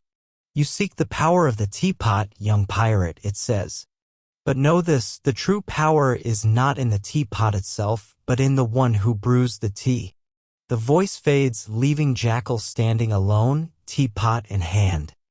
He stares at it, realizing that the teapot is no ordinary object. It is a symbol, a reminder that tea, like the sea, is not to be rushed or taken lightly. With newfound respect, Jackal heads back to his ship, ready to share the wisdom of the teapot with his crew. Upon returning to the Sea Serpent, Jackal is greeted with excitement from the crew. He unveils the golden teapot to them and they all gather around, eager to see the legendary vessel that has been the subject of so many stories. Redbeard, now an elder pirate, smiles knowingly. "You found it," he says, taking the teapot from Jackal's hands. "But remember, lad, the teapot doesn't brew the tea. You do." Jackal nods, understanding now that the true magic lies not in the teapot, but in the skill, patience, and respect of the one who brews the tea. It is a lesson that will stay with him forever. The pirates decide to hold a special pirate tea ceremony of the moon, a quiet gathering held on the beach under the full moon. The night sky is clear, and the soft sound of the waves fills the air. Lanterns are lit, casting a warm glow over the crew as they sit around a large table set with fine china. Redbeard leads the ceremony, pouring tea from the golden teapot into delicate cups. Each pirate takes their cup with reverence, savoring the warmth of the tea and the peacefulness of the moment. It's not often we get a chance to just sit and enjoy, Redbeard says, his voice calm and reflective. Tonight, let's appreciate the calmness, the quiet. This, my friends, is the true treasure. Back in the Caribbean, the pirate tea garden flourishes. It has become a peaceful retreat for pirates who seek solace from the chaos of the sea. The garden, now overflowing with a variety of tea plants, has become a place of tranquility, a haven where pirates can come to relax, sip tea, and reflect on their adventures. Every year, the garden grows larger and more pirates come to tend the plants and learn the art of tea. The garden has become a symbol of the pirate way of life, one that values the simple pleasures of nature, tea, and peace. With the success of the Pirate Tea Society, the pirates decide to embark on a global mission to share their love of tea with the world. They travel from port to port, offering free tea to those who have never tasted it before. They visit distant lands, meeting new people and teaching them the art of brewing. Pirates who once lived for gold and plunder now find themselves spreading the joy of tea wherever they go. They're no longer feared as raiders. Instead, they're known as ambassadors of peace, bringing comfort and warmth to those they meet. Years later, the Pirate Tea Festival has evolved into a grand event. It is no longer just a gathering of pirates. It has become an international celebration of tea, attended by people from all over the world. The festival is held every year in a different port, bringing together tea merchants, sailors, travelers, and tea enthusiasts. Redbeard's legacy lives on, and the festival continues to grow, attracting more people each year. It has become a place of learning, sharing, and, of course, tea. In the final years of his life, Redbeard decides to host one last pirate tea party. This one will be different from all the others. No grand ceremonies, no challenges or competitions. It will be a simple gathering, just the crew, sipping tea under the stars. As the pirates gather around the table, Redbeard looks around at the faces of his old friends. "We've had our adventures," he says softly, "but this is the best treasure we've ever found." With that, the crew raises their teacups in a silent toast, savoring the last sip of tea, the quiet peace of the moment, and the bond that has held them together for so many years. As Redbeard's ship sails into the sunset for the final time, the legacy of the Pirate Tea Society lives on. Pirates continue to gather for tea parties, to share their blends, to learn the art of brewing, and to savor the simple joy of a cup of tea. The Pirate Tea Society becomes a symbol of transformation, of pirates who have found peace in their cups, who have learned to appreciate the beauty of the world, and who leave behind a legacy not of gold but of tea. And so the tea pirates sail on, their adventures continuing across the seas, their teacups ever full and their hearts ever warm. Years after Redbeard's passing, the legacy of the Pirate Tea Society has grown into something extraordinary. A fleet of ships known as the Pirate Tea Fleet now sails across the Caribbean, each ship carrying a crew dedicated to spreading the culture of tea to every corner of the world. Each ship is equipped with a grand tea room, complete with delicate teacups, teapots, and shelves lined with rare tea blends. The crews, once known for their fearsome battles, now sail with the sole purpose of sharing the joy of tea and the peaceful moments it brings. The Pirate Tea Fleet establishes trade routes not for gold or treasure, but for the finest tea leaves, herbs, and spices. The pirates trade tea with merchants, share their blends with distant islands, and even teach local farmers how to grow their own tea plants. Over time, the pirates' influence spreads across the world as tea grows to be as important as any treasure. People from all walks of life begin to take part in the pirate tea society, adopting the tradition of quiet tea gatherings. Every year, the pirate tea masters gather on a remote island to share their knowledge, learn from each other, and refine their brewing techniques. It is an annual event that draws the finest tea experts from every corner of the world. At the gathering, pirates exchange rare tea leaves, discuss brewing methods, and hold tea competitions. It's a celebration of the art of tea, and every pirate tea master who attends knows they are part of something much larger than themselves. Redbeard's original tea garden on the Caribbean islands has grown into something even grander. Tea gardens of the north, sprawling fields of tea plants that stretch across the land, producing an abundance of leaves used for creating the most exquisite teas. The pirates now travel to the northern territories to harvest the tea leaves, working with local farmers to cultivate unique blends that incorporate both tropical and northern ingredients. The gardens, once humble, are now a symbol of the pirates' commitment to peace and sustainability. As the Pirate Tea Society's influence continues to grow, they established the Global Tea Alliance, a coalition of tea farmers, merchants, and pirates dedicated to sharing the finest tea with the world. The alliance brings together cultures from all across the globe, united by their love of tea. Redbeard's original dream, to create a peaceful, tea-loving society, has expanded into something even greater. The pirates, once seen as threats, are now regarded as ambassadors of culture. Their legacy a testament to the power of a simple cup of tea. As the Pirate Tea Society expands, it begins to reach distant lands in the Far East. The tea pirates of the Far East are born, pirates who sail between the Caribbean and the distant shores of China, Japan, and India in search of the rarest tea leaves and the most unique blends. They exchange tea with local merchants, learn ancient brewing methods, and bring back tea that is unknown to the Caribbean. The exchange of tea between the East and the West becomes a major trade, one that benefits both pirates and civilians alike.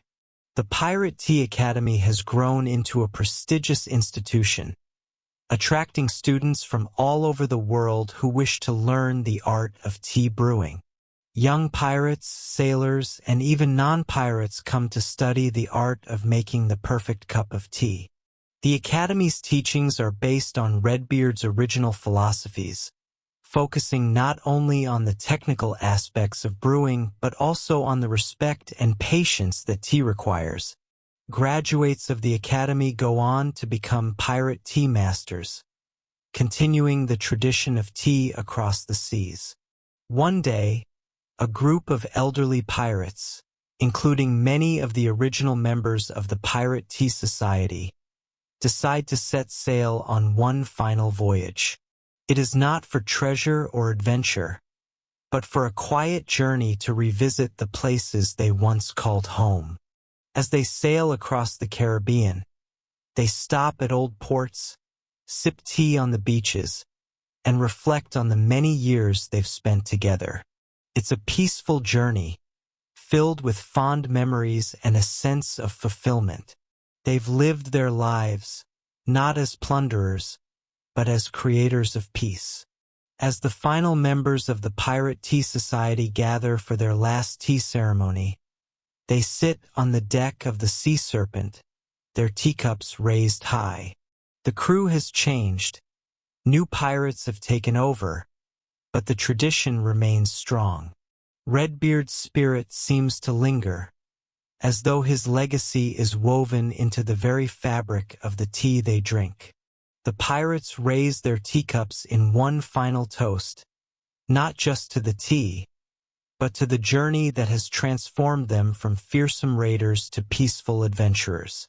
The final tea ceremony ends as the pirates, one by one, leave the deck of the Sea Serpent. The ship, once known for its battles and plunders, now stands as a symbol of the pirates' transformation of their journey from chaos to calm. The legacy of the Pirate Tea Society continues to live on, passed down to new generations of pirates who learn the art of brewing, who sail the seas with a love for tea, and who know that the greatest treasure is not gold or jewels, but the peace found in a simple cup of tea. As the Pirate Tea Society's influence spreads, the crew decides to create the Pirate Tea Museum, a place dedicated to the history of tea among pirates. The museum is located on a quiet island surrounded by lush tea gardens and shaded paths. Inside, visitors can explore displays of rare teacups, teapots, and artifacts from the first pirate tea gatherings. Redbeard's original golden teapot is displayed at the heart of the museum, surrounded by memorabilia from the society's early days. The museum serves as a reminder of how pirates, once feared for their ferocity, have evolved into masters of tea and peace. To celebrate their newfound way of life, the pirates organize the annual Pirate Tea Parade, a grand event where pirate ships sail into port with sails unfurled, flying flags adorned with teapots and teacups. The ships are decked out in flowers, with tables set up on the decks, offering tea to everyone who gathers to watch. The parade becomes a major event in every port, with townsfolk, sailors, and even travelers coming from far and wide to witness the spectacle. It's a celebration of the pirates' transformation and the new legacy they've built. One sip at a time. The influence of the Pirate Tea Society stretches far beyond the seas.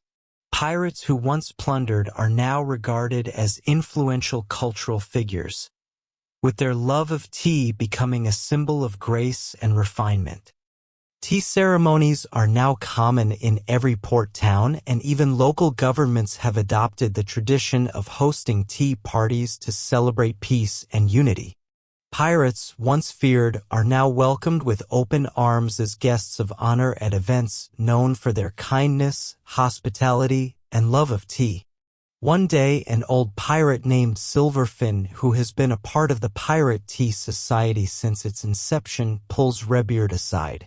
"Captain," he says, "I've got a final treasure for you. It's something that's been passed down through the generations of pirates who followed you." Redbeard, curious, opens the small, weathered chest Silverfin hands him. Inside, instead of gold or jewels, lies a delicate tea leaf preserved in a small glass vial. This, Silverfin explains, is the last of the tea of the ancients. It's a treasure unlike any other. Redbeard smiles, realizing that the true treasure isn't riches, but the bonds formed through tea and the peaceful moments it brings. As the years go by, the pirates begin to explore the secret tea groves of the Caribbean, a network of hidden islands where rare and unique tea plants grow. These islands, once untouched by civilization, are now the perfect locations for pirates to cultivate their own tea blends. Redbeard, Black Mary, and the rest of the crew sail to these islands, creating new blends of tea from the exotic leaves they find. Each grove is different, offering its own special aroma and flavor, and the pirates treasure the ability to bring these teas back to share with their fellow sailors. As the Pirate Tea Society flourishes, the pirates grow wiser. They no longer seek treasure in the form of gold, but instead in the wisdom that tea provides. They gather regularly to share their knowledge, reflecting on their journeys, discussing philosophy, and teaching the next generation of pirates the true meaning of peace and respect. Redbeard, now an elder figure, spends his days in quiet contemplation, his teacup always nearby. He teaches the younger pirates that the greatest treasure they can find is not in the sea, but in the moments of calm they find through tea. To mark the anniversary of their first tea party, the crew hosts a pirate's tea tasting competition. Each pirate brings their own unique blend to the table, eager to see which one will be crowned the finest tea in the fleet. The competition is lighthearted and filled with laughter, with pirates tasting each tea, discussing the flavors, and offering critiques. The atmosphere is filled with joy and camaraderie as the pirates sip tea together like old friends. At the end of the competition, no tea is deemed superior. Each cup is celebrated for its unique flavor and the memories it carries. As Redbeard ages, he dreams of one last project, the Pirate Tea Garden of Eternity. This garden, unlike any other, is to be a living tribute to all the pirates who have come and gone, their legacy preserved in the plants and flowers of the garden. Redbeard plants the first tea bush, carefully nurturing it, and as he watches it grow, he feels a deep sense of peace. He knows that this garden will outlive him, that the legacy of tea will live on in every leaf, every cup, and every pirate who sips it. One quiet evening, as the sun sets over the Caribbean, Redbeard holds his final tea ceremony. His crew, now older, gathers around him for one last gathering. The golden teapot sits in the center of the table, its contents steeping. "There is no treasure left for me to find," Redbeard says softly, his voice calm and serene. "I've found all I need in the tea, the crew, and the peace we've built together." The pirates raise their teacups in unison, savoring the final moments of the ceremony, knowing that the legacy of the Pirate Tea Society will live on in their hearts forever. As Redbeard passes on, his legacy remains strong. The Pirate Tea Society continues to grow, with new generations of pirates taking up the mantle of tea connoisseurs. The tea gardens flourish, and the pirate tea fleet sails across the seas, spreading the joy of tea wherever they go. Pirates who once lived for gold now live for the simple pleasures of life, sharing a cup of tea, exchanging stories, and savoring the moments of peace that tea brings. The legacy of the Pirate Tea Society is eternal, a reminder that even the fiercest pirates can find calm in the most unlikely of places. As the Pirate Tea Society becomes more entrenched in pirate culture, the pirates begin to document their adventures in a series of pirate tea chronicles. These journals, passed down from one pirate to another, tell the story of how tea transformed their lives and their adventures on the high seas. The first volume of the Pirate Tea Chronicles is written by Black Mary, who reflects on the early days of their tea parties and the bond it formed between them. "Tea was never just about the drink," she writes. "It was about the moments of calm that allowed us to be more than just pirates. It gave us a way to connect, to become more than just our fierce reputations." Over time, the Pirate Tea Society begins to have a global impact. Pirate ships from all parts of the world arrive in the Caribbean, not to raid, but to participate in the tea ceremonies. The tea parties spread across the globe, and pirates, once seen as ruthless raiders, are now regarded as ambassadors of peace and culture. Redbeard's legacy becomes a symbol of transformation. The pirates are now invited to distant lands, not for their swordsmanship, but for their knowledge of tea and its power to bring people together. The influence of the tea pirates reaches the royal courts of Europe, where tea ceremonies have long been a part of aristocratic life. One day, a group of pirates, led by Long John, is invited to attend a royal tea gathering at the court of a European monarch. At the royal court, the pirates find themselves surrounded by nobles and dignitaries. They are greeted with curiosity and respect, for their reputation as tea masters has now spread far and wide. Redbeard, now an elder pirate, raises his cup in a toast. "To the sea, to the tea, and to the peace we've found in both," he says, a smile tugging at the corners of his mouth. The nobles, impressed by his wisdom, raise their cups in response. With the growing popularity of the Pirate Tea Society, the Pirate Tea Academy expands to new locations around the world. More and more young pirates and sailors come to learn the art of tea brewing, eager to become part of the legacy of the Pirate Tea Society. The Academy's influence grows, and soon it becomes the most respected institution in the Caribbean for tea education. Graduates of the academy are in high demand, and pirates who once raided ships now find themselves sought after for their tea expertise. With the rise of the pirate tea society, the pirates begin to establish a pirate tea market where rare tea blends are traded alongside the typical treasures of the seas.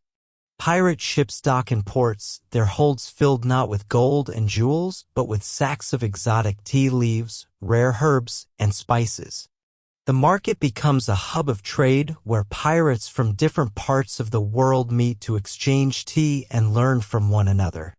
It's a place of peaceful commerce where the pirates of old now engage in the quiet art of trading in tea. The West Indies, once known for its sugar plantations, now becomes known as the home of some of the finest tea in the world.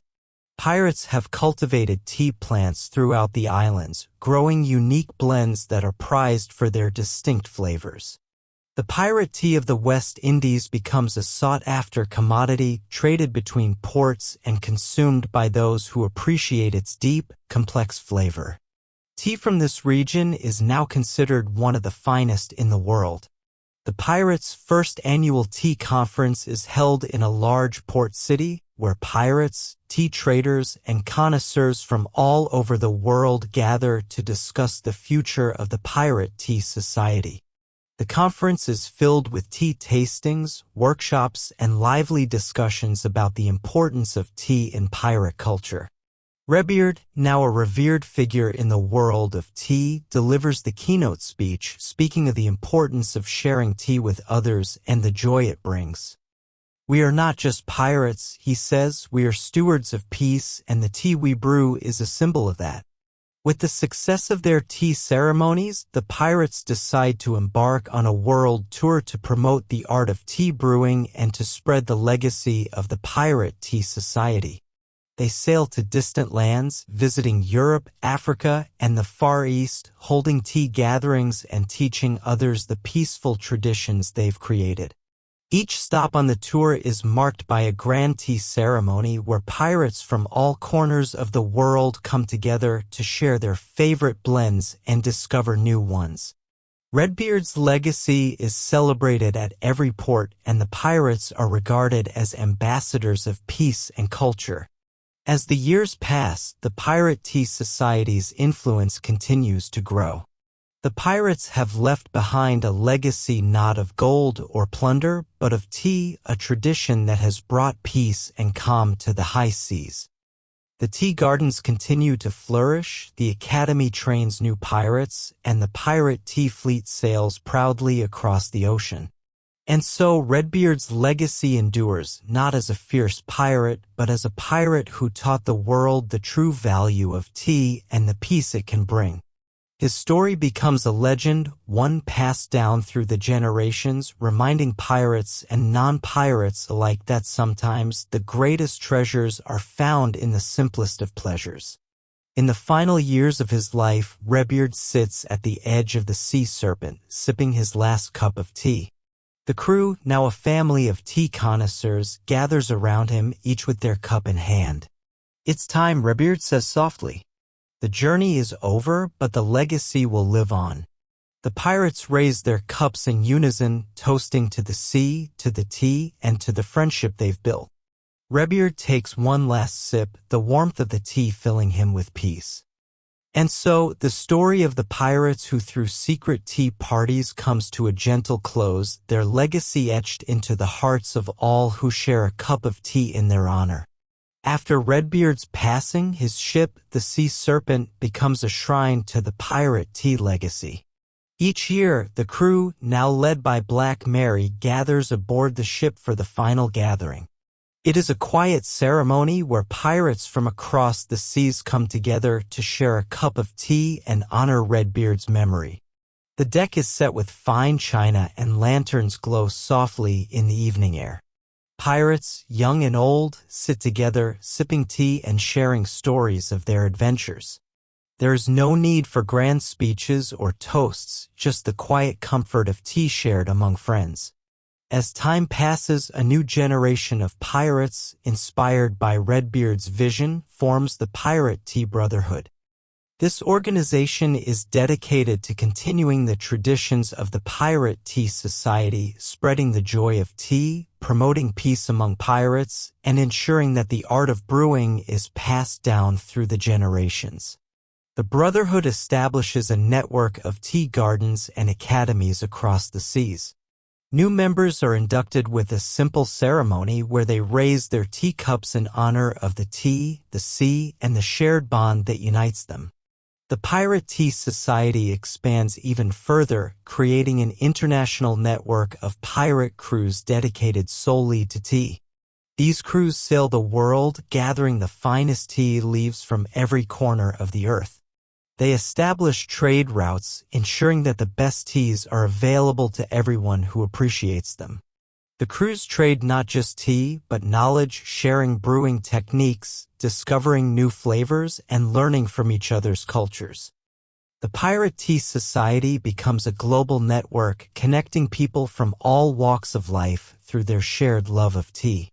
The next generation of pirates sails aboard sleek pirate tea ships designed specifically for the purpose of tea trade and ceremonies. These ships are equipped with elaborate tea rooms, gardens, and workshops where pirates can brew, study, and enjoy the finest teas. The ships are built with sustainability in mind, using eco-friendly materials and sustainable methods of tea cultivation. The pirates are no longer just sea raiders, they are now guardians of the environment, ensuring that the tea they gather and trade is grown with respect for the earth. As the years go by, the legacy of the Pirate Tea Society is solidified. Pirates are no longer feared for their plunder. Instead, they are revered as champions of peace. The Society's message of camaraderie, respect, and the simple joy of tea resonates across the seas. Pirate crews from distant lands join the Society, adding their own traditions and blends to the global tea culture. Tea ceremonies are held at every port, and pirates are welcomed with open arms, invited to share a cup of tea and swap stories with the locals. The pirate tea schools become a major educational institution for young pirates, sailors, and even civilians who wish to learn the art of tea brewing.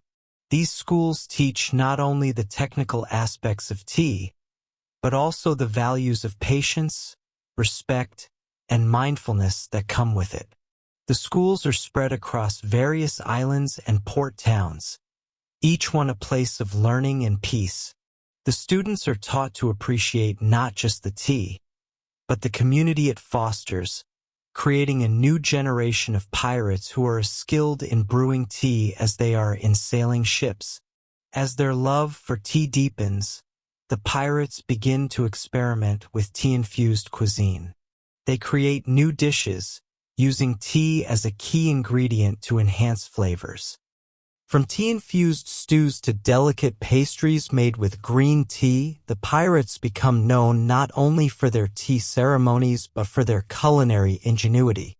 Tea parties are now full feasts, where pirates share not only their best blends but also the delicious meals they've created. Each meal is a celebration of the artistry that tea can inspire, and every bite and sip is savored with respect. The Pirate Tea Code, once a simple set of rules, is expanded to include new principles and values. It now serves as the guiding philosophy of the Pirate Tea Society. It encourages pirates to respect the earth, to share their tea with others, and to approach life with patience and humility. The code becomes a source of pride for every pirate who joins the society.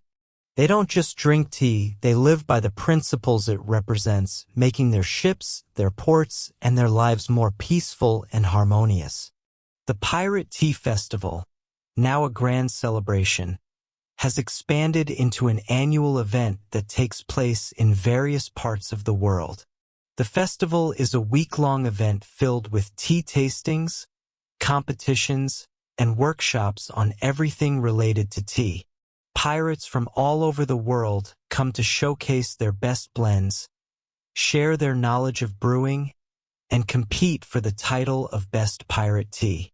The festival is a joyous occasion, filled with laughter, camaraderie, and the warmth of shared tea. Years after the founding of the Pirate Tea Society, the world has changed. Pirates no longer sail for treasure, they sail for tea. Their ships are filled with tea leaves, not stolen goods, and their mission is to share the piece of tea with every corner of the world. The legacy of the society is carried on by new generations of pirates who learn the art of tea brewing and pass it down to their children.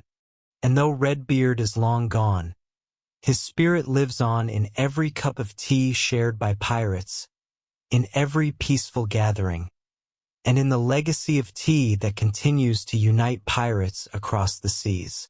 Years pass, and the tea pirates, now aged and wise, decide it's time for their final voyage.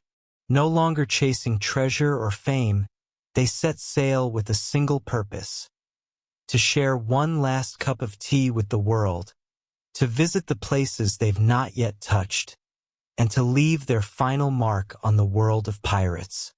With a sense of calm and resolution, they sail toward distant lands, guided by the stars, with only the soft sound of the waves and the gentle warmth of tea to accompany them. As they approach their destination, the pirates decide to hold one final gathering at sea. They raise their teacups, sipping the finest blends they've discovered on their travels. The sky is filled with the soft glow of the setting sun, casting a golden light over the crew as they sit on the deck of the Sea Serpent, the very ship that had started it all. There are no speeches, no grand toasts, just the sound of teacups clinking gently and the peaceful hum of the sea. After Redbeard's passing, the pirate tea garden continues to grow. It is cared for by a new generation of pirates who treat it as a sacred space, a reminder of the pirates' transformation from chaotic raiders to peaceful adventurers. The garden is now known as the Pirate Tea Garden of Eternity, a place where pirates and travelers from far and wide come to reflect and enjoy a quiet moment of peace. The garden flourishes under the care of the Pirate Tea Society, its plants producing rare and exceptional teas that are shared with the world. In the quiet of the night, Black Mary takes a final sip of tea from a teacup she inherited from Redbeard. She gazes out at the horizon, feeling a deep sense of gratitude for the journey she has had. Her life, once filled with chaos and conflict, is now defined by the simple, peaceful moments shared over a cup of tea. As she takes another sip, she whispers to the wind, "This is the true treasure." The Pirate Tea Chronicles continues to be written by those who knew Redbeard and the crew. Each pirate who joins the Pirate Tea Society adds their own story to the growing collection, sharing tales of tea, adventure, and the peace that comes with a cup shared among friends. The chronicles are passed down through the generations, becoming a treasured part of pirate culture. The stories are no longer about plunder, but about the journey of discovery and the wisdom found in a cup of tea. On a distant island, the Pirate Tea Society builds a monument, a tall stone structure adorned with carvings of teacups, teapots, and pirate ships. The monument is a tribute to the legacy of Redbeard and the crew, a reminder that the pirate way of life is not only about treasure, but also about respect, peace, and the quiet moments shared over tea. The monument becomes a pilgrimage site for pirates who seek to honor the legacy of the Pirate Tea Society and remember the true treasures they've found. The pirate tea fleet, now a symbol of peaceful piracy, embarks on its last journey. The ships sail into the horizon, their sails catching the wind as they glide through the calm seas. The fleet is no longer on the hunt for treasure or fame, but simply to enjoy the serenity of the sea and the joy of tea. The fleet's final journey is marked by quiet tea parties, held on deck as the ships sail through the gentle waves. The pirates raise their teacups in one last toast to the life they've built, a life of tea, peace, and camaraderie. On the island where the Pirate Tea Garden of Eternity stands, a final tea garden is planted in honor of the last voyage. Each pirate who has passed is remembered here with a small plaque engraved with their name and a quote about the peace they found in tea. The garden becomes a serene and sacred space where pirates, sailors, and travelers from all over the world come to honor thee. As the years pass, the Pirate Tea Society's influence only grows.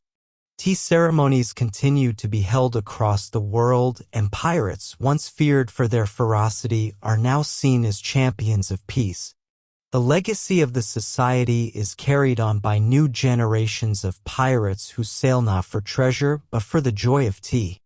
Pirates no longer raid for riches, they sail in search of the finest blends, the rarest teas, and the most peaceful moments. The Pirate Tea Society's enduring legacy is a testament to the power of tea to bring people together and to transform lives. On a quiet evening, as the last members of the Pirate Tea Society sit together on the deck of the Sea Serpent, they raise their teacups for one final toast. The ship, now a relic of their past adventures, glides through the calm waters, its sails gently billowing in the wind. Here's to the sea. Redbeard's voice echoes in the hearts of the pirates, to the tea, and to the pirates who found peace in both. The pirates sip their tea, savoring the warmth and the serenity of the moment. The legacy of the Pirate Tea Society is now eternal, carried on by every pirate who ever raised a teacup in honor of the simple pleasures that life can offer. The Pirate Tea Society begins to influence not only pirates but also merchants, sailors, and even the world's leaders. The once feared pirates are now seen as pioneers of a quiet revolution, one that values peace over plunder, camaraderie over conquest, and tea over treasure. In bustling port cities, tea houses begin to spring up, where people gather to share tea, exchange stories, and discuss the importance of a more peaceful world. The pirates are at the center of this movement, their influence far-reaching, their legacy secure. The Pirate Tea Code of Peace is born from the ideals of the Pirate Tea Society. It's a set of guiding principles that not only govern the brewing of tea but also the way pirates conduct themselves in life. The code emphasizes kindness, respect, patience, and the importance of sharing tea with others. Each pirate who joins the society must memorize the code, committing to live by its principles. The code becomes a symbol of the pirate's transformation, a reminder that the greatest treasure isn't gold or jewels, but peace, shared moments, and a cup of tea. The Pirate Tea Society's influence begins to seep into the world of art. Painters, poets, and musicians are inspired by the tea-loving pirates, creating works that capture the peaceful, serene moments of pirate life. Art galleries in major cities begin to showcase paintings of tea parties held under the stars, portraits of pirates sharing cups of tea on their ships, and sculptures of teacups and teapots. Pirate-inspired tea art becomes a new genre, a way to capture the quiet beauty of the life pirates have created, turning once great pirates into icons of peace and culture. The pirate tea fleet continues its global journey, reaching lands beyond the Caribbean. The pirates now sail across the world, spreading the joy of tea wherever they go. They host tea ceremonies in bustling cities, quiet villages, and remote islands, introducing new cultures to the peaceful tradition of pirate tea. Each new land they visit offers new blends, new herbs, and new ways to enjoy tea.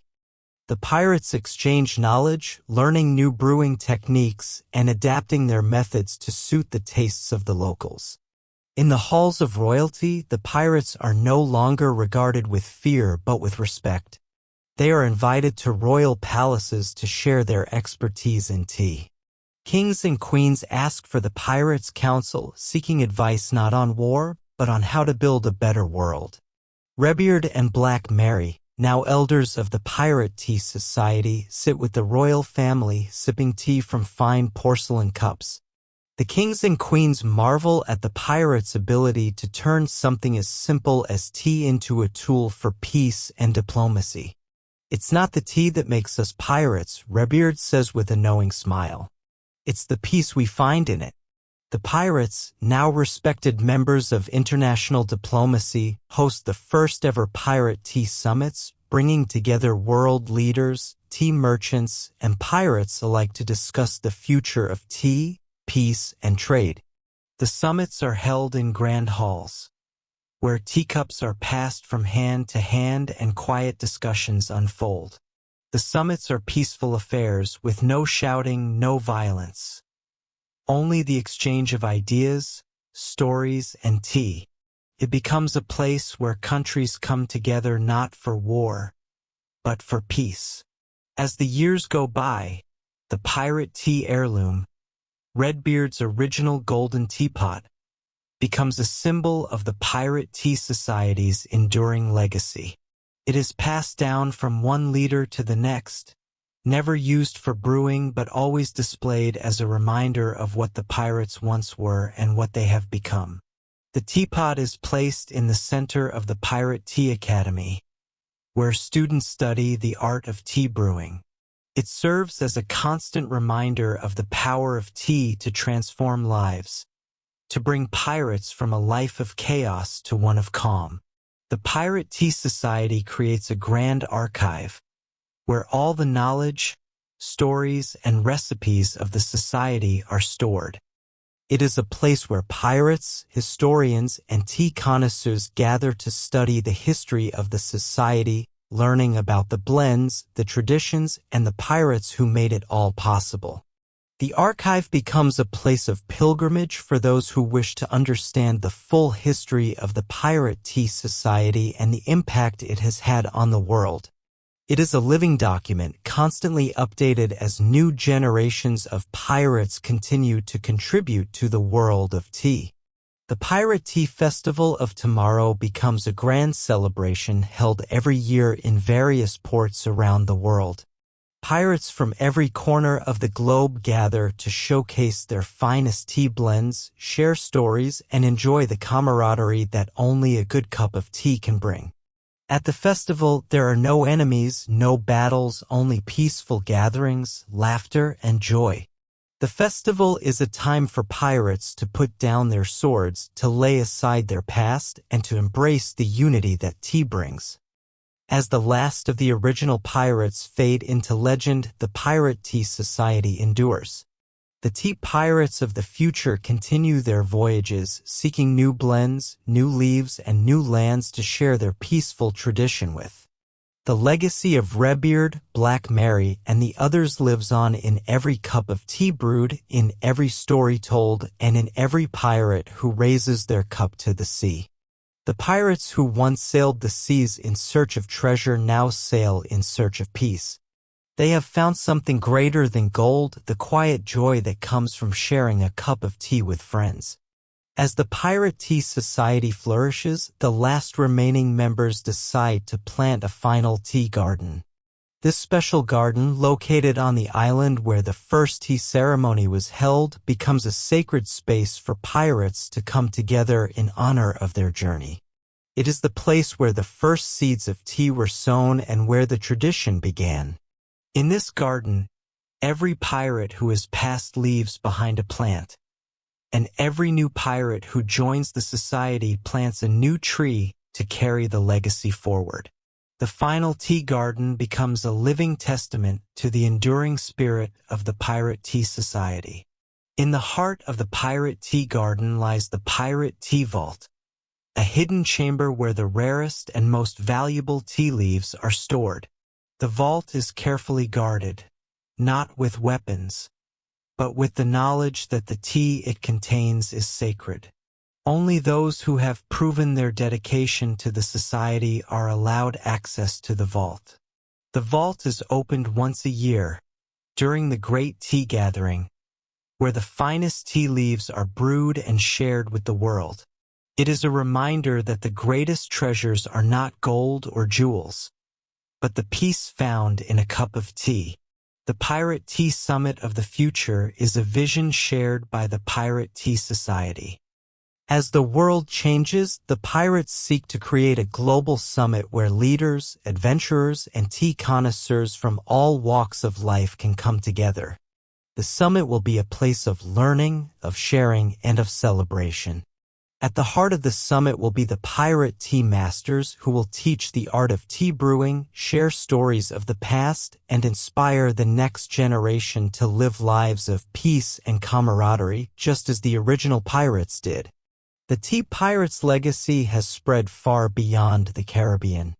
Tea ceremonies are now held in ports all over the world. In Africa, in the East, and in the Americas, pirates share their favorite blends with anyone who will listen. The world is now united by a common bond, the love of tea. Pirates who once sailed for treasure now sail for tea, bringing peace to the world one cup at a time. Their ships sail from port to port, not with swords raised but with teacups ready for the next peaceful gathering. In addition to the annual Pirate Tea Festival, the pirates decide to create the Pirates Tea and Music Festival, a celebration of tea, art, and music. Pirates, sailors, and civilians alike gather to sip tea, listen to pirate ballads, and share stories of the sea. It is a festival where the rhythm of the ocean blends with the peaceful melodies of the pirates. The festival becomes famous for its gentle music, songs about the sea, about tea, and about the friendships that form when pirates come together. It is a peaceful, joyful event, and pirates from all over the world sail to attend, bringing their best tea blends and their finest instruments. The last class to graduate from the Pirate Tea Academy is a special one. These students have spent years learning the art of tea brewing, and now they are ready to take on the mantle of tea master. Their final exam is not a test of skill, but a test of heart, a challenge to brew a cup of tea that captures the essence of the Pirate Tea Society. As they sip their final cups, each pirate receives their certificate, symbolizing their dedication to the art of tea and to the values of the society. They are no longer just pirates. They are now ambassadors of peace, spreading the joy of tea wherever they go. The next generation of pirates, now known as the Pirate Tea Sailors, begin to sail the seas with a deep respect for tea. They wear badges of honor that signify their membership in the Pirate Tea Society, and they are taught from an early age how to brew the perfect cup of tea, how to appreciate the flavors, and how to live a life of peace. The Pirate Tea Sailors set out on their voyages, not to plunder, but to explore new lands, discover new tea plants, and teach the world about the art of tea brewing. Their ships are equipped with fine tea rooms, and they host tea ceremonies wherever they go, always spreading the peaceful tradition of tea. As the Pirate Tea Society's legacy grows, it forms the Pirate Tea and Friendship Foundation, an organization dedicated to building bridges between different cultures through the shared love of tea. The foundation hosts events, coordinates tea trades, and facilitates tea exchanges between different lands, creating a global network of tea lovers. The Foundation's mission is clear: to bring people together through tea, to foster understanding, respect, and friendship. It is a reminder that even the fiercest pirates can become the world's greatest diplomats when they come together over a cup of tea. As the world embraces the peaceful traditions of the Pirate Tea Society, the Pirate Tea Fleet expands into a truly global force. The ships now sail not just through the Caribbean but across the world, visiting new lands, discovering rare tea blends, and continuing their mission of peace. Each ship is filled with pirates who have trained as tea masters, and each ship is a mobile tea ceremony, a floating tribute to the calm and joy that tea can bring. The fleet becomes known as the Pirate Tea Diplomats, respected by all for their commitment to peace and camaraderie. As the last chapter of the Pirate Tea Society's story is written, it becomes clear that the legacy of the tea pirates will never fade. The tea that was once shared in secret gatherings now flows freely, a symbol of the bond between pirates, their respect for the earth, and their love for one another. The pirate ships continue to sail across the seas, spreading the message of peace and tea wherever they go. The Pirate Tea Society is no longer just a pirate tradition. It has become a global movement, one that will continue for generations to come. The legacy of the tea pirates is eternal, carried on by every pirate who raises their teacup to the sea and to the peace they've found in each other. In the growing world of the Pirate Tea Society, the pirates decide to formalize their commitment to tea by creating the Pirate Tea Guild. The guild becomes an official organization that unites all pirates who are dedicated to the art of tea brewing. The guild holds regular meetings where members can share their best blends, discuss the latest tea trade routes, and engage in the peaceful exchange of ideas. Each guild member is granted the title of tea captain, a recognition of their mastery in the craft of tea.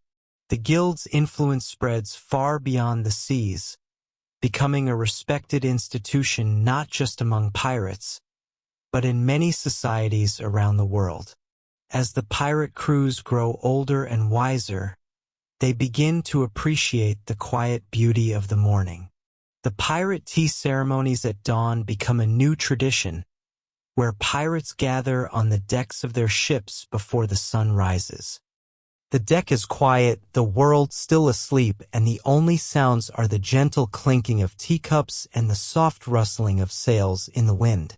During these ceremonies, pirates sip their tea in silence, reflecting on their journey, the lessons they've learned, and the adventures they've had. The peaceful start to the day becomes a ritual that brings calm to the chaos of pirate life. As the Pirate Tea Society expands, its influence begins to affect the local communities they visit. The pirates, now respected tea masters, teach the people in each port how to grow, brew, and appreciate tea. They help establish tea plantations, sharing their knowledge of the land, the plants, and the art of tea making. The local communities, once wary of pirates, now embrace them as partners and teachers. Tea ceremonies are held in towns and villages, and the pirates become known not for their past as raiders but for their ability to bring peace and prosperity through tea. With the growth of the Pirate Tea Society, the pirates decide to create the Pirate Tea Journal, a publication dedicated to the history, culture, and craft of tea. The journal is written and edited by pirates, tea merchants, and scholars alike, and it becomes the leading authority on all things related to tea. The journal covers everything from new brewing techniques to the history of tea in different cultures. It also highlights the adventures of the pirates, their journeys to discover rare teas, and their ongoing mission to spread peace through the love of tea. As the pirates continue their peaceful mission, they realize that their influence can be used to settle conflicts between rival pirate crews. Redbeard, though long gone, is remembered as a figure who understood the importance of diplomacy and mutual respect. Inspired by his example, the pirates decide to create the Tea Pirates Secret Treaty, an agreement that ensures all pirate crews will respect each other's tea territories and share their knowledge. The treaty is signed in secret by the leaders of every major pirate crew, and it sets the tone for future generations of pirates. The once violent pirate world now operates under a common set of principles, where tea serves as the bridge between old enemies. The Pirate Tea Academy continues to grow, with new branches opening up in port cities around the world. Each academy is dedicated to teaching pirates the art of brewing, the culture of tea, and the values of peace that come with it. At each new academy, young pirates are trained not only in tea brewing but also in how to approach the world with patience and respect. The academy becomes the most prestigious school for pirates, and its graduates go on to become leaders in the tea trade, diplomats, and ambassadors of peace. As the years pass, new generations of pirates continue to add to the pirate tea heirlooms. Each pirate who joins the Pirate Tea Society brings with them a unique piece of history, whether it's a rare teapot, a cup passed down through generations, or a specially cultivated tea leaf. The heirlooms are carefully preserved in the Pirate Tea Vault, a place where the history of the society is kept safe for future generations. These heirlooms are passed down, not just as symbols of pirate culture, but as living testaments to the peace and respect that the tea pirates have brought to the world. The pirate fleet embarks on a tea expedition to the South Seas in search of the rarest and most mystical tea leaves. The expedition takes them to distant, uncharted islands where they encounter new cultures and new tea varieties. The pirates sail through dangerous waters, guided only by their knowledge of tea and the stars. The journey is not without its challenges, but the crew is determined to bring back the rarest leaves and the most unique blends they can find. The expedition becomes one of the most celebrated in the history of the Pirate Tea Society. The Pirate Tea Conclave is a gathering of tea masters, scholars, and pirate leaders. It is held once every 5 years, bringing together the greatest minds in the world of tea to discuss new brewing techniques, rare tea discoveries, and the future of the Pirate Tea Society. At the conclave, ideas are exchanged, alliances are formed, and the tea world is forever changed. It is a time of learning, sharing, and celebration, and it marks the continued growth and success of the Pirate Tea Society. The legacy of the Pirate Tea Garden is eternal. As the years pass, the garden continues to flourish, cared for by generations of pirates who uphold the values of the Pirate Tea Society. It has become a living monument to the peace and camaraderie that the society has fostered. The garden grows year by year, its plants representing the many pirates who have contributed to its legacy. The eternal Pirate Tea Garden becomes a place where pirates and non-pirates alike come to pay tribute, sip tea, and reflect on the journey of the pirates who once sailed the seas in search of something more than treasure. The pirate tea fleet sets sail for the Lost Islands, a cluster of mysterious and nearly forgotten islands rumored to harbor the rarest and most potent tea plants. Legends say these islands are hidden by fog and protected by storms, making it nearly impossible for outsiders to reach. Led by Black Mary, the pirates navigate the treacherous waters, determined to uncover the tea treasure. As they arrive on the islands, they find a landscape unlike any they've seen before, tea plants glowing in the moonlight, their leaves shimmering with an ethereal glow. The true treasure is not the leaves, Black Mary whispers, but the journey itself. On the Lost Islands, the pirates encounter a group of guardians of the tea islands, ancient beings who have protected the rare tea plants for centuries.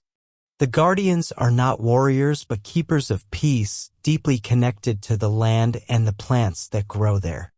The guardians welcome the pirates with warmth, sharing their knowledge of the plants and how they must be cared for.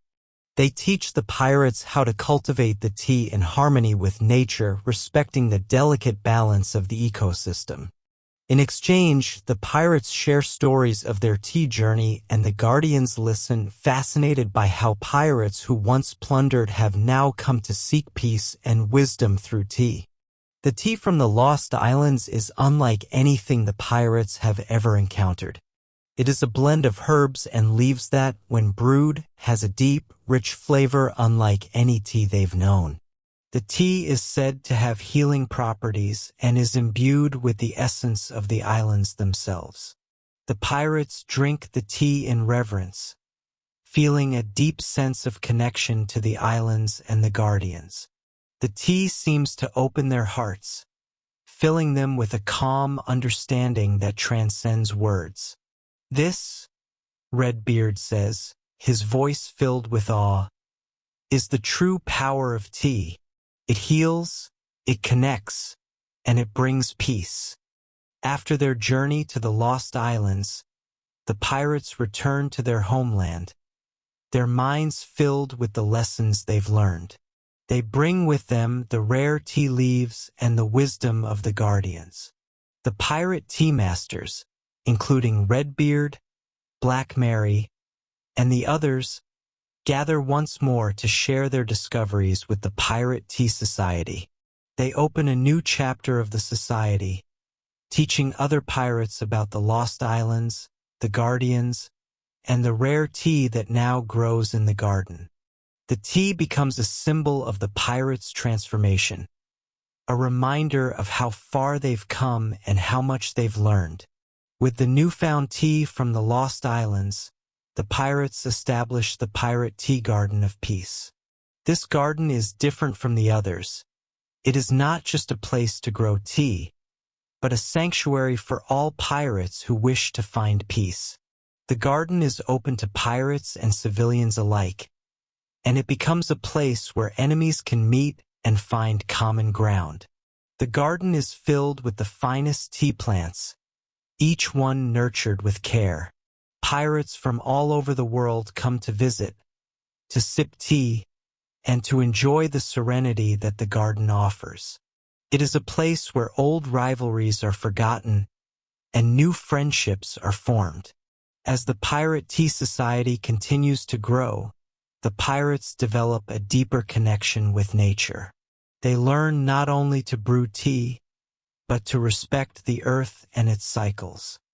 The pirates now care for their tea plants as though they were their own children, ensuring that every leaf is picked with respect. The pirates also begin to cultivate other plants, such as herbs, fruits, and spices, to complement their tea blends. They plant orchards and gardens, working with nature to create a sustainable, peaceful future. The once fierce pirates now see themselves as stewards of the land, guardians of the plants that sustain them. The Pirate Tea Scholars emerge as a new faction within the Pirate Tea Society. These scholars are dedicated to studying the history and culture of tea, delving into the origins of the leaves, the rituals of tea ceremonies, and the global impact of tea on society.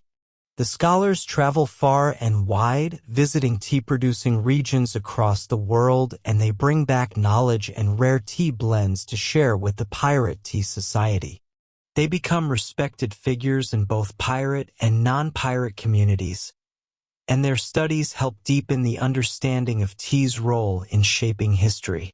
The Pirate Tea Diplomats are a group of pirates trained in the art of diplomacy, tasked with spreading the message of peace through tea.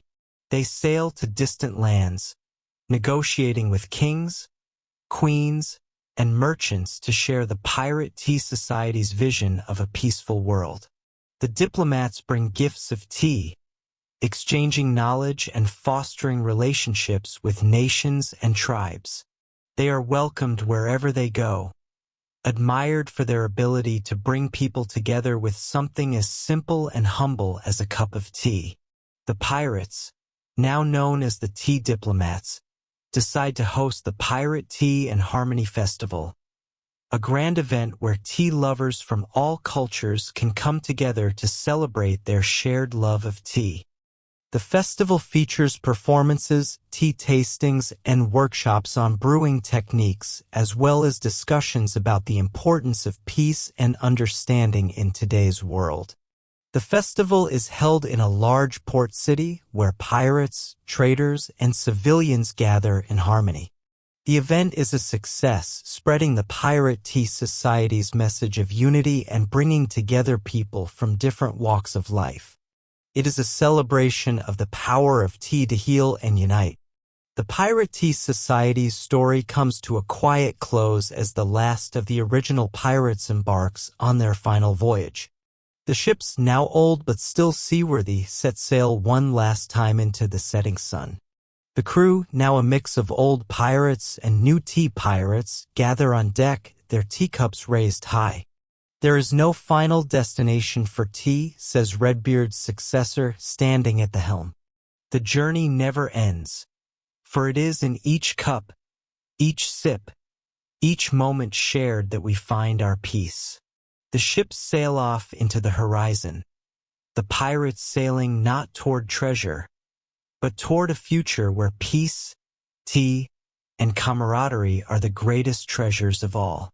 With the Pirate Tea Guild now fully established, it enters its golden era. Pirates from all over the world seek membership, eager to join the guild and partake in the peaceful rituals that have defined the Pirate Tea Society. The guild becomes a respected institution, with members dedicated to preserving the traditions of the past while innovating and exploring new tea blends. The guild's headquarters, a grand old mansion surrounded by flourishing tea gardens, becomes a center of knowledge and culture. It is here that pirates gather to study, exchange tea secrets, and enjoy the tranquility that the art of brewing tea provides. The Pirate Tea Chronicles, now a staple of pirate literature, expands to include accounts from the new generation of pirates. Written by both pirates and non-pirates, these chronicles document the ongoing legacy of the society, its influence on global culture, and the tea traditions that have spread far beyond the seas. The chronicles tell tales of distant tea plantations, secret gatherings, and the peaceful diplomatic efforts of the pirates. They are a testament to how the Pirate Tea Society has evolved from a simple gathering of pirates into a global movement for peace, camaraderie, and cultural exchange. The Pirate Tea Guild opens the doors to its Pirate Tea Library, a vast repository of books, scrolls, and ancient tea manuscripts. The library holds the stories of tea from around the world, ancient brewing methods, and historical accounts of pirates who transformed their lives through tea. The library becomes a place of pilgrimage for anyone interested in the art of tea. Scholars, merchants, and pirates come to study its contents, learning the wisdom that the pirates have accumulated over the years. It is a treasure trove of knowledge, a place where the past and future of tea are intertwined. As the tea diplomats grow in number, they are tasked with their most important mission yet, to unite the pirate fleets of the Caribbean and beyond in a pirate tea summit. This summit will be the first time that pirate crews from all over the world will meet not to fight, but to share their knowledge, tea, and culture. Redbeard's legacy is felt in every corner of the summit as pirates gather in peace, exchanging stories, blending tea, and forging alliances.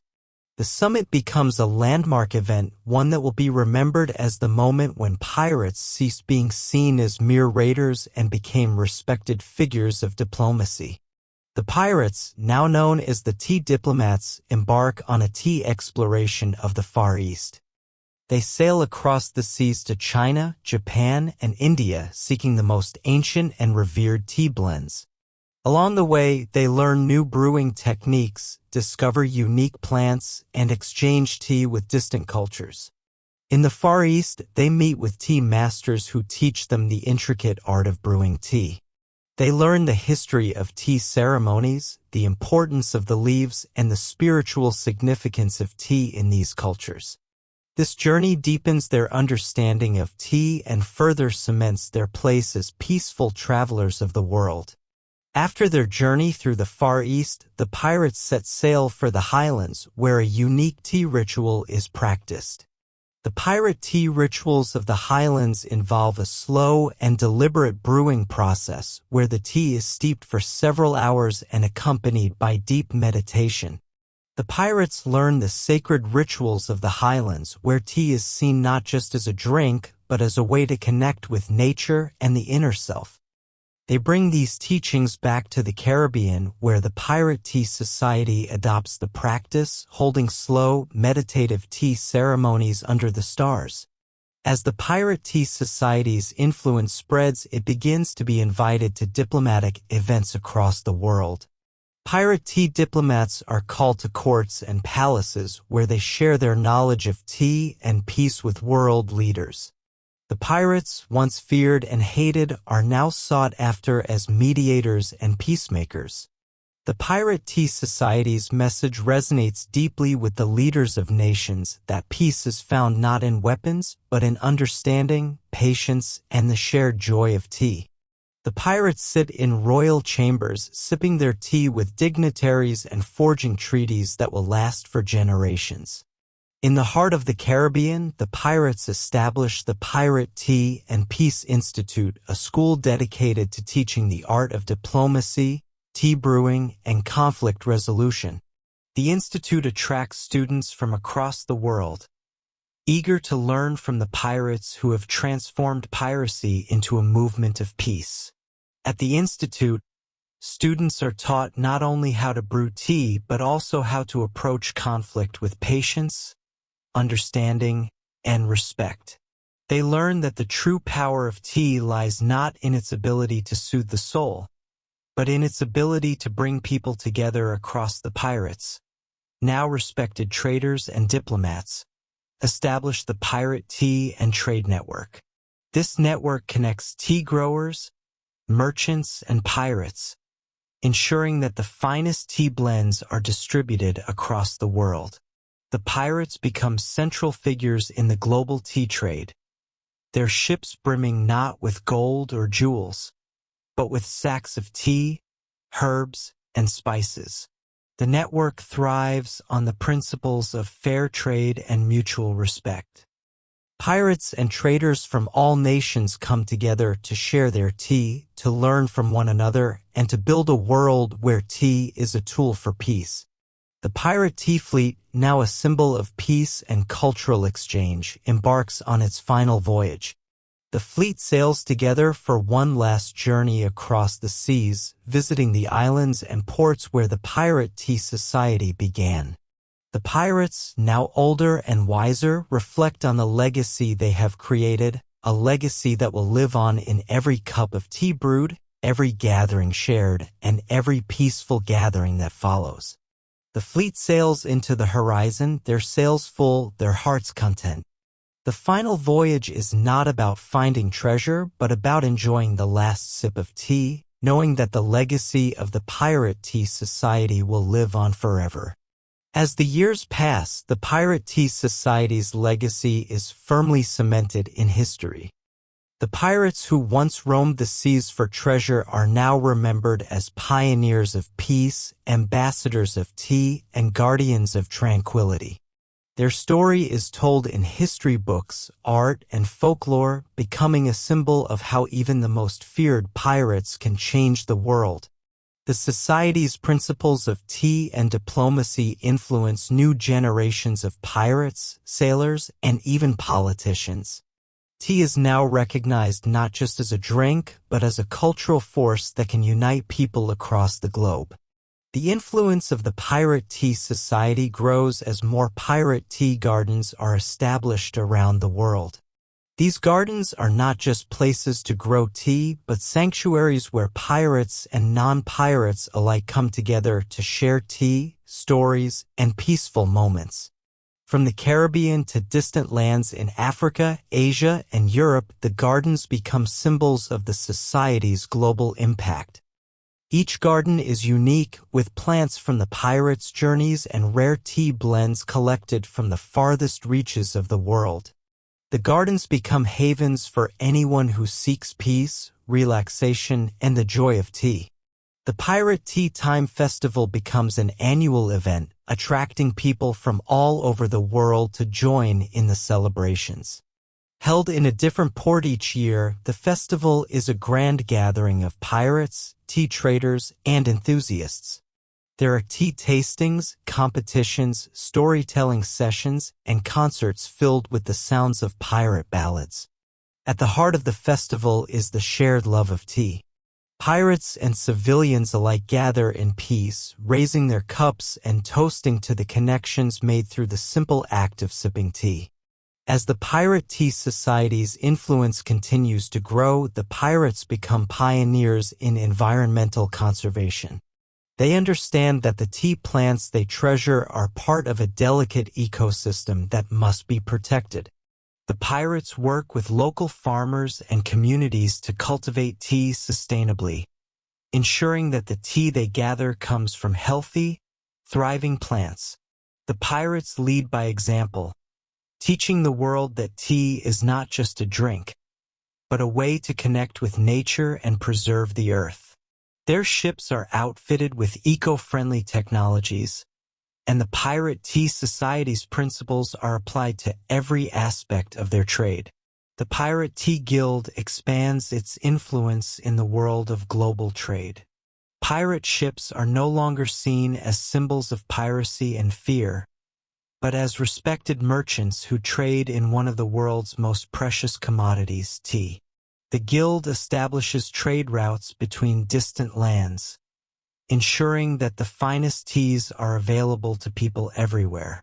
Merchants, tea producers, and pirates alike work together to ensure that tea is grown sustainably and traded fairly. The Guild's leadership is sought after by nations, and their tea blends are celebrated as some of the best in the world. The Pirate Tea Ambassadors are a group of pirates chosen for their diplomatic skills, deep knowledge of tea, and commitment to spreading peace. These ambassadors travel to distant lands, meeting with world leaders, tea merchants, and local communities to foster relationships based on mutual respect and understanding. The Pirate Tea Ambassadors are tasked with promoting the values of the Pirate Tea Society, peace, unity, and camaraderie through tea. They host tea ceremonies, participate in international tea festivals, and share the wisdom they've gained from their travels. To further their mission of spreading peace and tea across the world, the Pirate Tea Society establishes a cultural exchange program. This program invites tea enthusiasts, scholars, and pirates from around the world to visit the Society's tea gardens, academies, and gatherings. In return, the pirates travel to other countries to learn about different tea traditions and cultures. The exchange program becomes a cornerstone of the Pirate Tea Society's global influence, fostering cross-cultural understanding and helping to establish the pirates as respected figures in the world of diplomacy and tea. The next generation of pirates, now known as the Tea Pirates, embark on their own adventures to discover new teas and explore distant lands. These new pirates have been raised with the teachings of the Pirate Tea Society, and they sail with the sole purpose of finding new blends, sharing them with others, and continuing the tradition of peaceful piracy. The tea pirates sail to the Far East, Africa, and the Americas, collecting rare tea leaves and learning about different tea ceremonies. They return to the Caribbean, where they share their discoveries with the society and further cement their place as ambassadors of tea and peace. The Pirate Tea Chronicles continue to be written, with new volumes chronicling the adventures of the tea pirates. These chronicles are passed down through generations, sharing the stories of pirates who have sailed the seas, discovered new tea blends, and forged peace in the world. The chronicles become a source of inspiration for new pirates, sailors, and adventurers who seek a life of peace and purpose, guided by the principles of the Pirate Tea Society. As the years pass, the Pirate Tea Society's influence endures.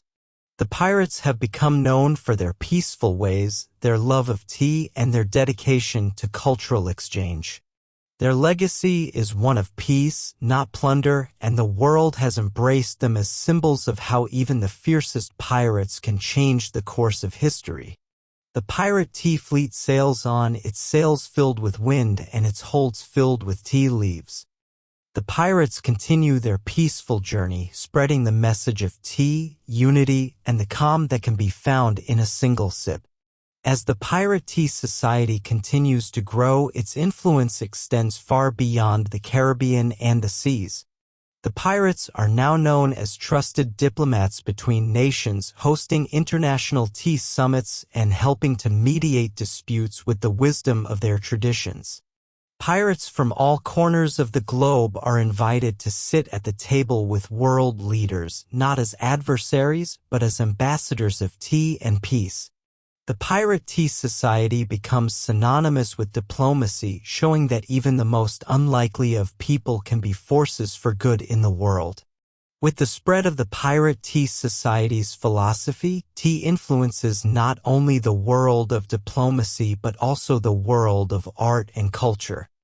Musicians compose songs about the pirate tea ceremonies, artists paint portraits of pirates sipping tea under the stars, and playwrights write plays that celebrate the pirate's journey from chaos to calm.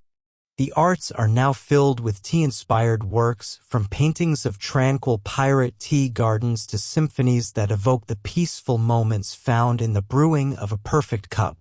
Pirates become cultural icons, known for their ability to bring peace not only through tea but also through creative expression.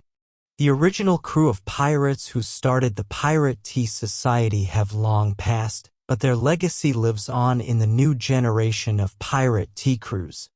These crews, led by younger pirates who learned the art of tea brewing from their predecessors, continue to sail the seas in search of new tea blends and to share the teachings of peace. The younger crews are just as dedicated as their forebears, upholding the values of patience, respect, and camaraderie that have come to define the Pirate Tea Society.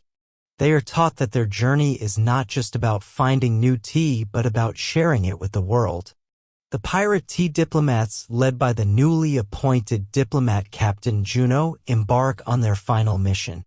They sail to distant lands to broker peace agreements and strengthen the connections between cultures through tea. Their mission is to unite the nations and tribes of the world under the banner of peace, using tea as a universal symbol of harmony. Captain Juno stands at the helm of the ship, gazing out at the horizon. Our final mission, she says, is to ensure that the world knows that peace is possible even for pirates. The pirate tea fleet arrives in the east, where the pirates are welcomed with awe and respect by local tea masters.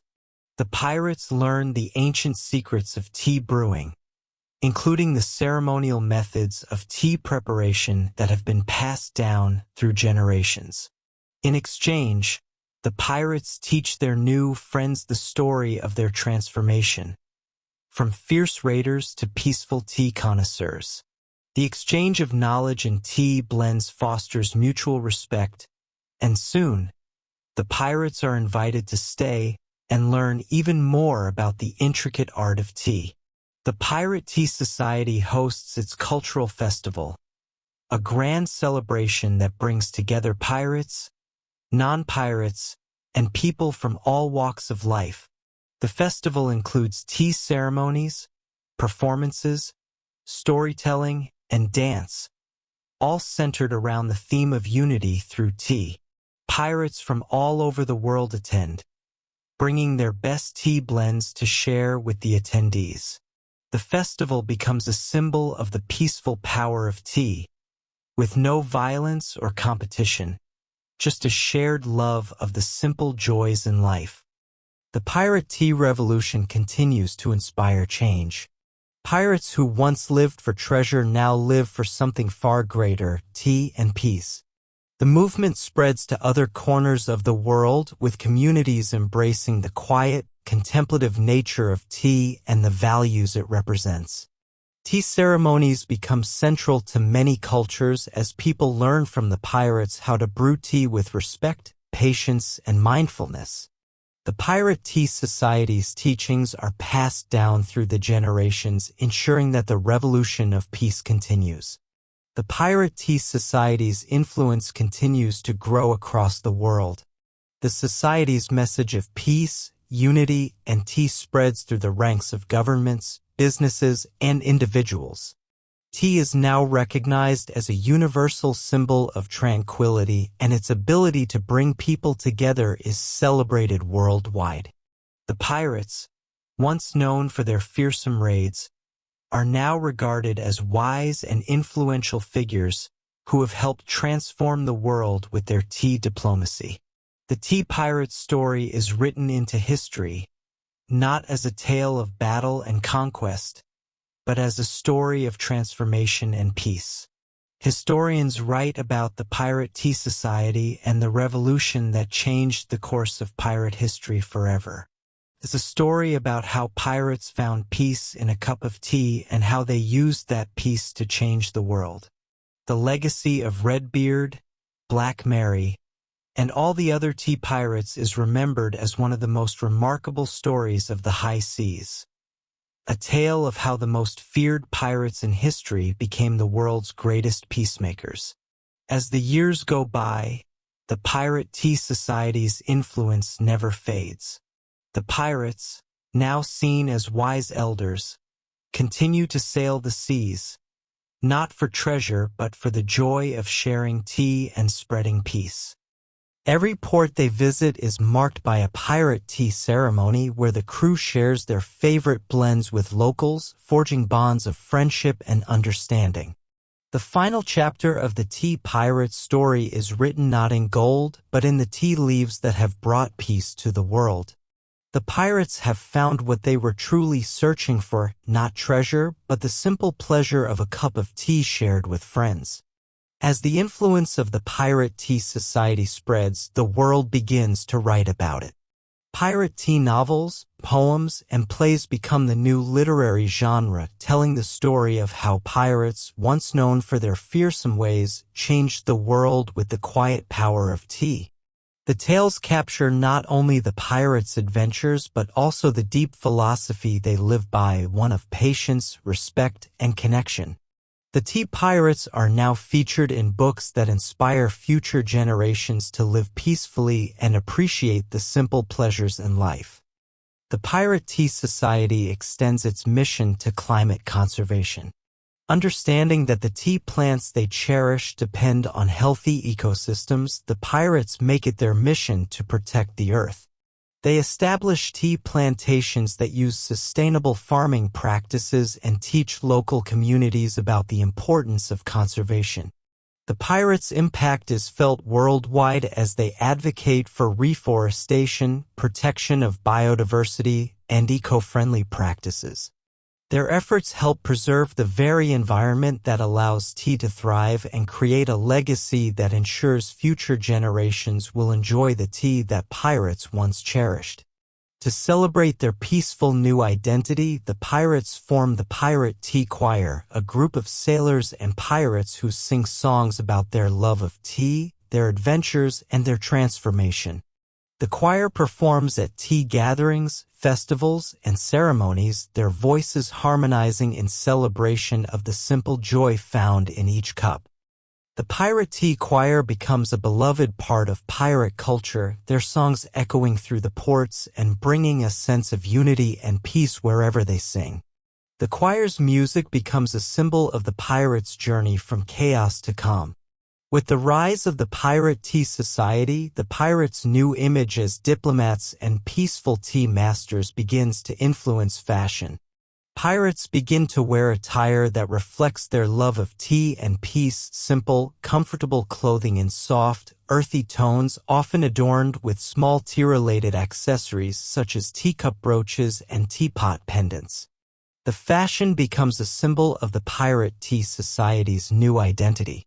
It represents the pirates' transformation, moving away from the fearsome image of old and embracing a peaceful, refined way of life. Soon, civilians adopt this style, and it becomes a global trend. The Pirate Tea Restoration Project is founded in honor of the pirate tea gardens, tea houses, and tea ships that have become a significant part of history. The project focuses on restoring ancient tea estates, tea houses, and vessels once owned by pirates, preserving them as cultural landmarks and museums. The pirates who participate in the restoration efforts take pride in returning these historical sites to their original splendor. The gardens are replanted, the ships are refurbished, and the tea houses are re-established as places of peace and reflection. To commemorate the golden age of the Pirate Tea Society, the pirates host a grand celebration known as the Pirate Tea Festival of the Golden Age. The festival, held once every decade, is a major event that attracts pirates, tea lovers, and civilians from all over the world. The festival includes tea ceremonies, cooking contests featuring tea-infused dishes, and performances by the pirate tea choir. It becomes a symbol of the pirates' lasting impact on global culture, as well as a reminder of their humble beginnings and peaceful journey. With the growing recognition of the healing properties of tea, the pirates established the Pirate Tea Healers, a group of pirates trained in the art of using tea for medicinal purposes. These pirates traveled to villages and communities offering tea-based remedies for ailments such as headaches, stomach aches, and fatigue. The pirates are respected for their knowledge of herbal teas and natural healing methods, and they quickly become beloved figures in the world of alternative medicine. Their work helps further solidify the pirates' reputation as peaceful, knowledgeable, and caring individuals. The Pirate Tea Library grows into an even larger archive, its shelves now filled with centuries of tea knowledge. The library houses not only the stories of the pirates but also rare manuscripts, books on herbal tea healing, ancient tea rituals from various cultures, and scientific studies on the health benefits of tea. Scholars and tea enthusiasts from all over the world come to study in the library, and the pirates encourage collaboration between academics and tea masters.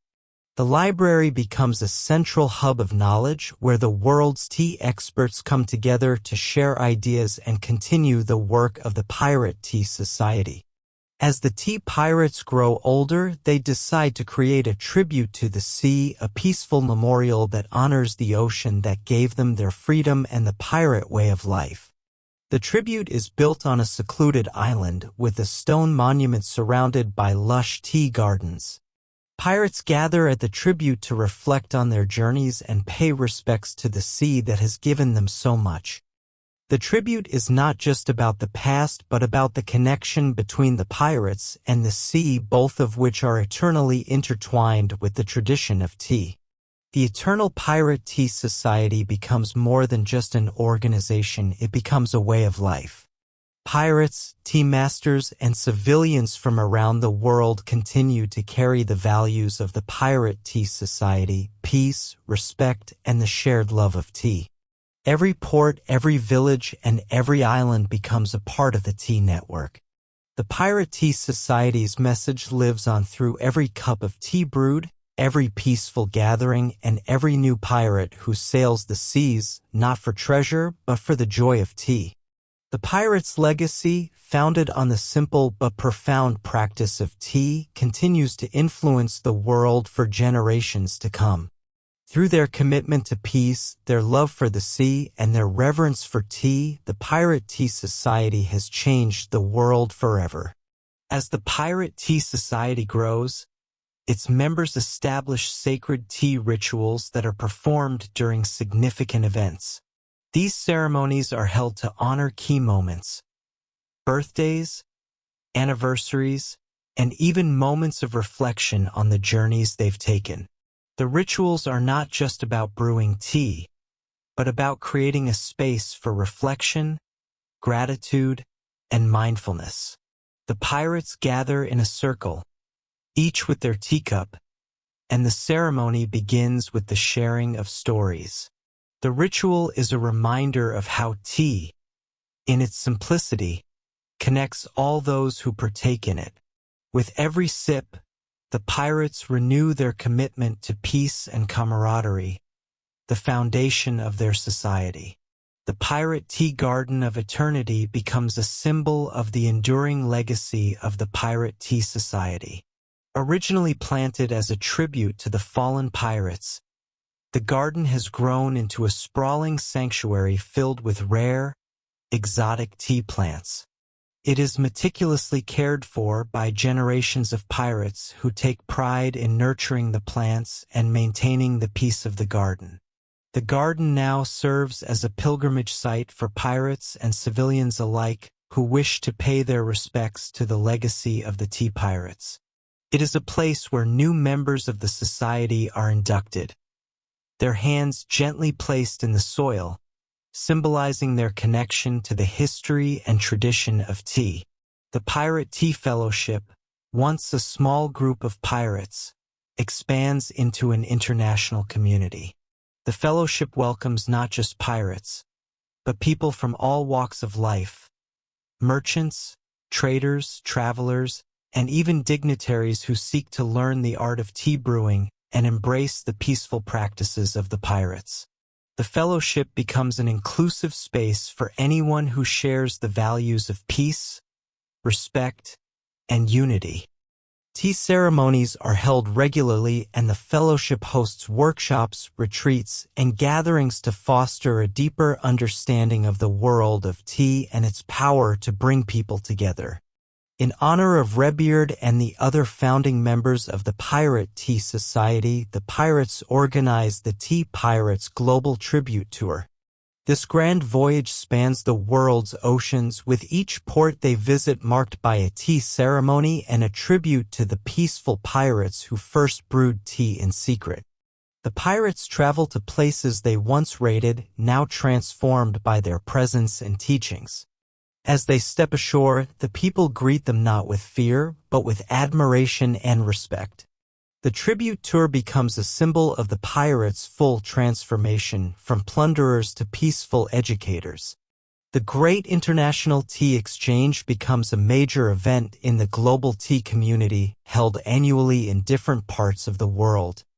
Tea pirates and other tea connoisseurs from around the world gather to exchange tea leaves, discuss brewing techniques, and share stories.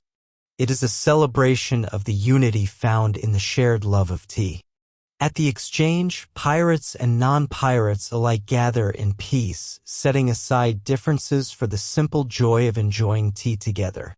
The exchange grows year after year, drawing more people into the world of tea and further cementing the pirates' reputation as peaceful diplomats. The Pirate Tea Garden becomes a symbol not only of peace but of the pirates' commitment to sustainability and environmental protection. The pirates work tirelessly to preserve the land, ensuring that the garden remains a sanctuary for future generations. They establish strict guidelines for sustainable tea cultivation and work with local farmers to implement eco-friendly practices. The pirates teach that the true wealth is not in gold but in the land that nourishes the tea and sustains life.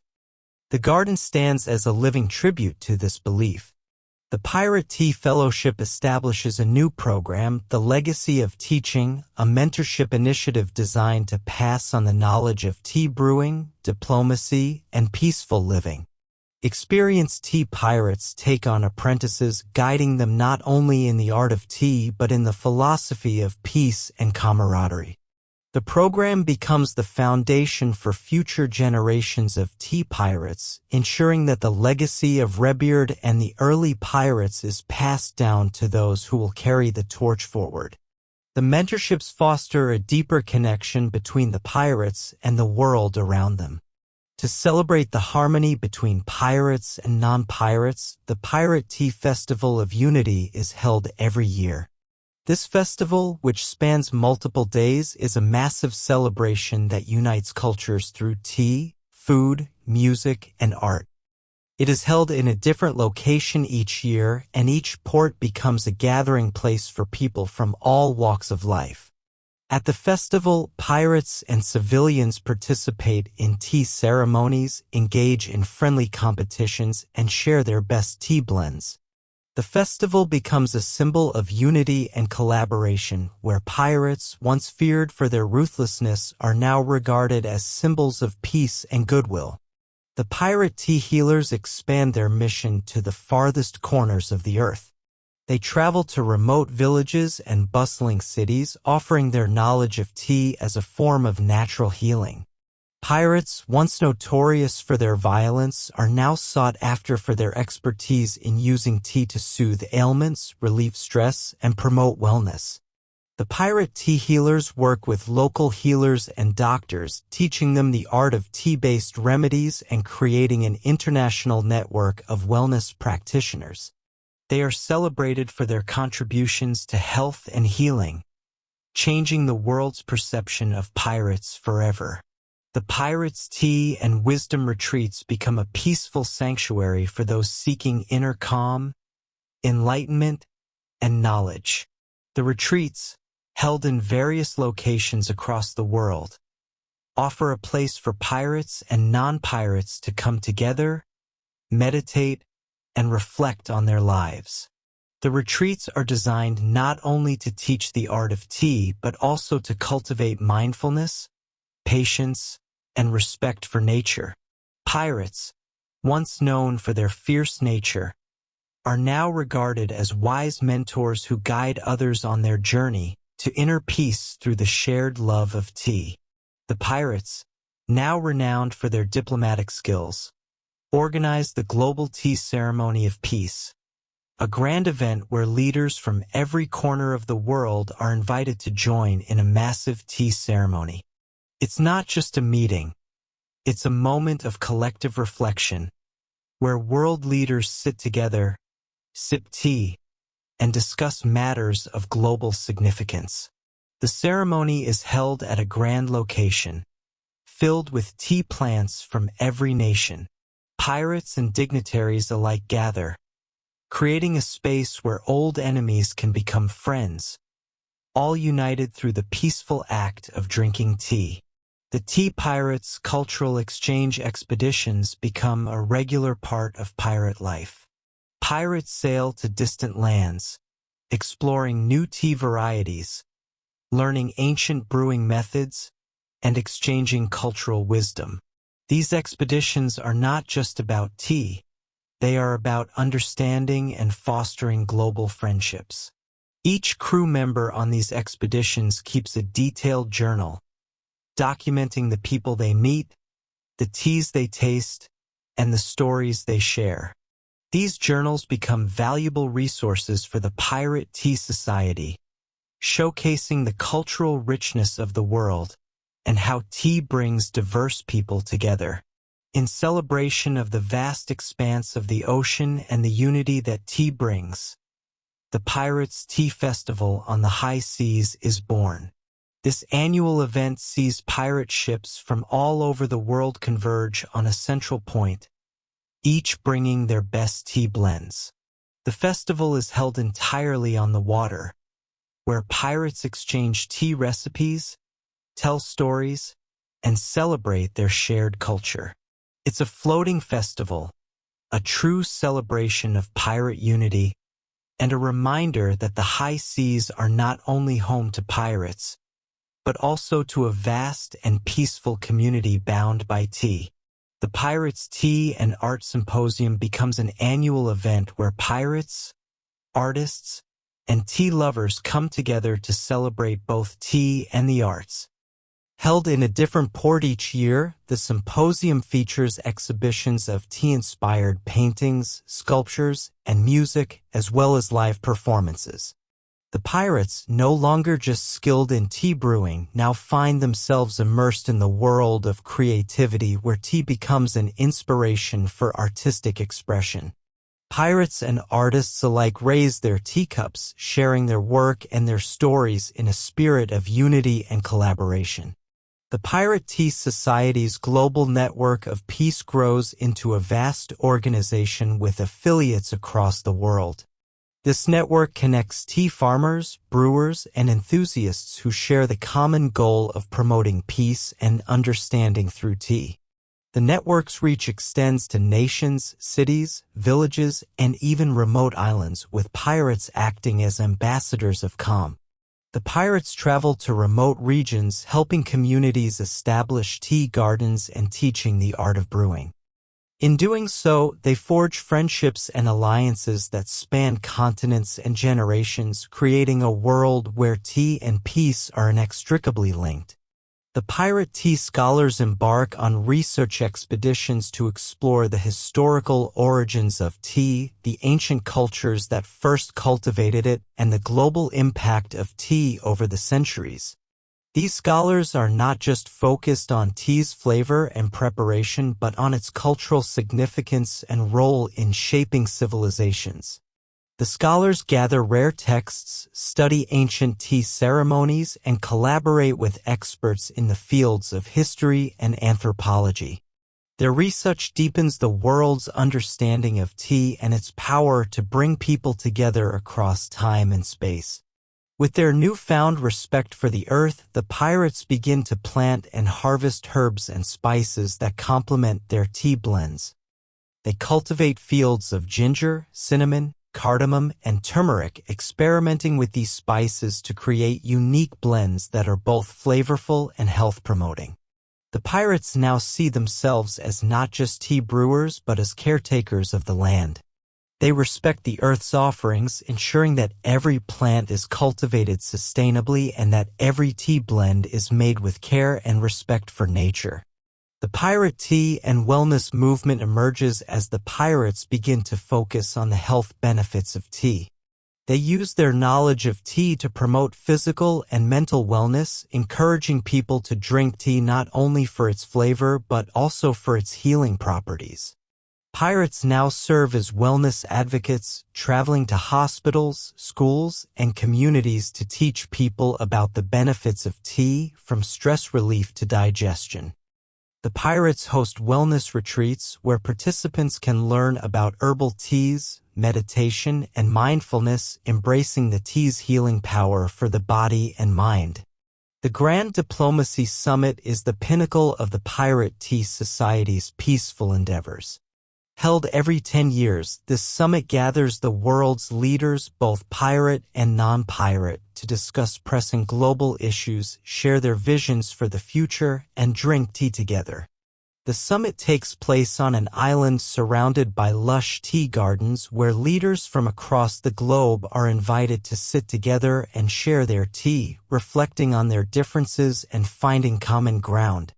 The summit is a moment of calm where the power of tea creates a space for collaboration and understanding. As the generations pass, the Pirate Tea Society continues to thrive. The pirates, now old but wise, pass on their knowledge to the younger generation, ensuring that the legacy of peace, tea, and camaraderie is carried forward. The original pirates are remembered as the ones who transformed their world, not through force, but through the peaceful act of brewing tea. The society's teachings are passed down, and the message of unity and peace endures. New generations of pirates take to the seas, carrying with them the wisdom of their predecessors and the belief that the greatest treasure is the peace found in a cup of tea shared with others. As the sun sets on the last pirate ship sailing under the banner of the Pirate Tea Society, the crew gathers for one final tea ceremony. On the deck of the Sea Serpent, now old and weathered, the pirates, young and old, sit in a circle, each with their teacup in hand. For the final time, they raise their teacups in unison. The wind softly blows through the sails, and the gentle sound of the waves is the only noise that fills the air. Redbeard, long gone, is remembered in this moment. A pirate who never sought treasure, but peace. "We've sailed far," says the last remaining pirate elder. "But the journey we took, it wasn't about the seas. It was about finding calm in the storm, warmth in a cup, and unity in a single sip." The pirates drink together, savoring the peace they've found, knowing that their legacy will live on in every pirate who raises a teacup to the sea. As the final members of the Pirate Tea Society sail off into the horizon, their story is whispered among sailors, tea enthusiasts, and travelers alike. The Pirate Tea Society has become a symbol of transformation, a testament to how even the fiercest pirates can change their lives through the peaceful art of tea. The Society's message of patience, peace, and camaraderie continues to spread across the globe. Tea, once a simple drink, has become a global movement, a unifying force that transcends boundaries, cultures, and histories. The tea pirate's legacy lives on in every cup of tea brewed, in every peaceful gathering, and in every pirate who shares a cup with a friend. Their story, marked by both adventure and peace, has become immortal, an eternal reminder that the greatest treasures are found not in gold or jewels, but in shared moments of peace. Though the ships may have sailed their final voyage, the spirit of the Pirate Tea Society endures. Their ships may have docked, but their journey is far from over. Tea pirates continue to sail across the seas, not for treasure, but for the pure joy of brewing, sharing, and connecting with others. Each pirate who joins the society carries the flame of their ancestors, committed to living a life of peace, one cup at a time. And so, the eternal voyage continues, a journey that will never end as long as there are pirates who believe in the power of tea.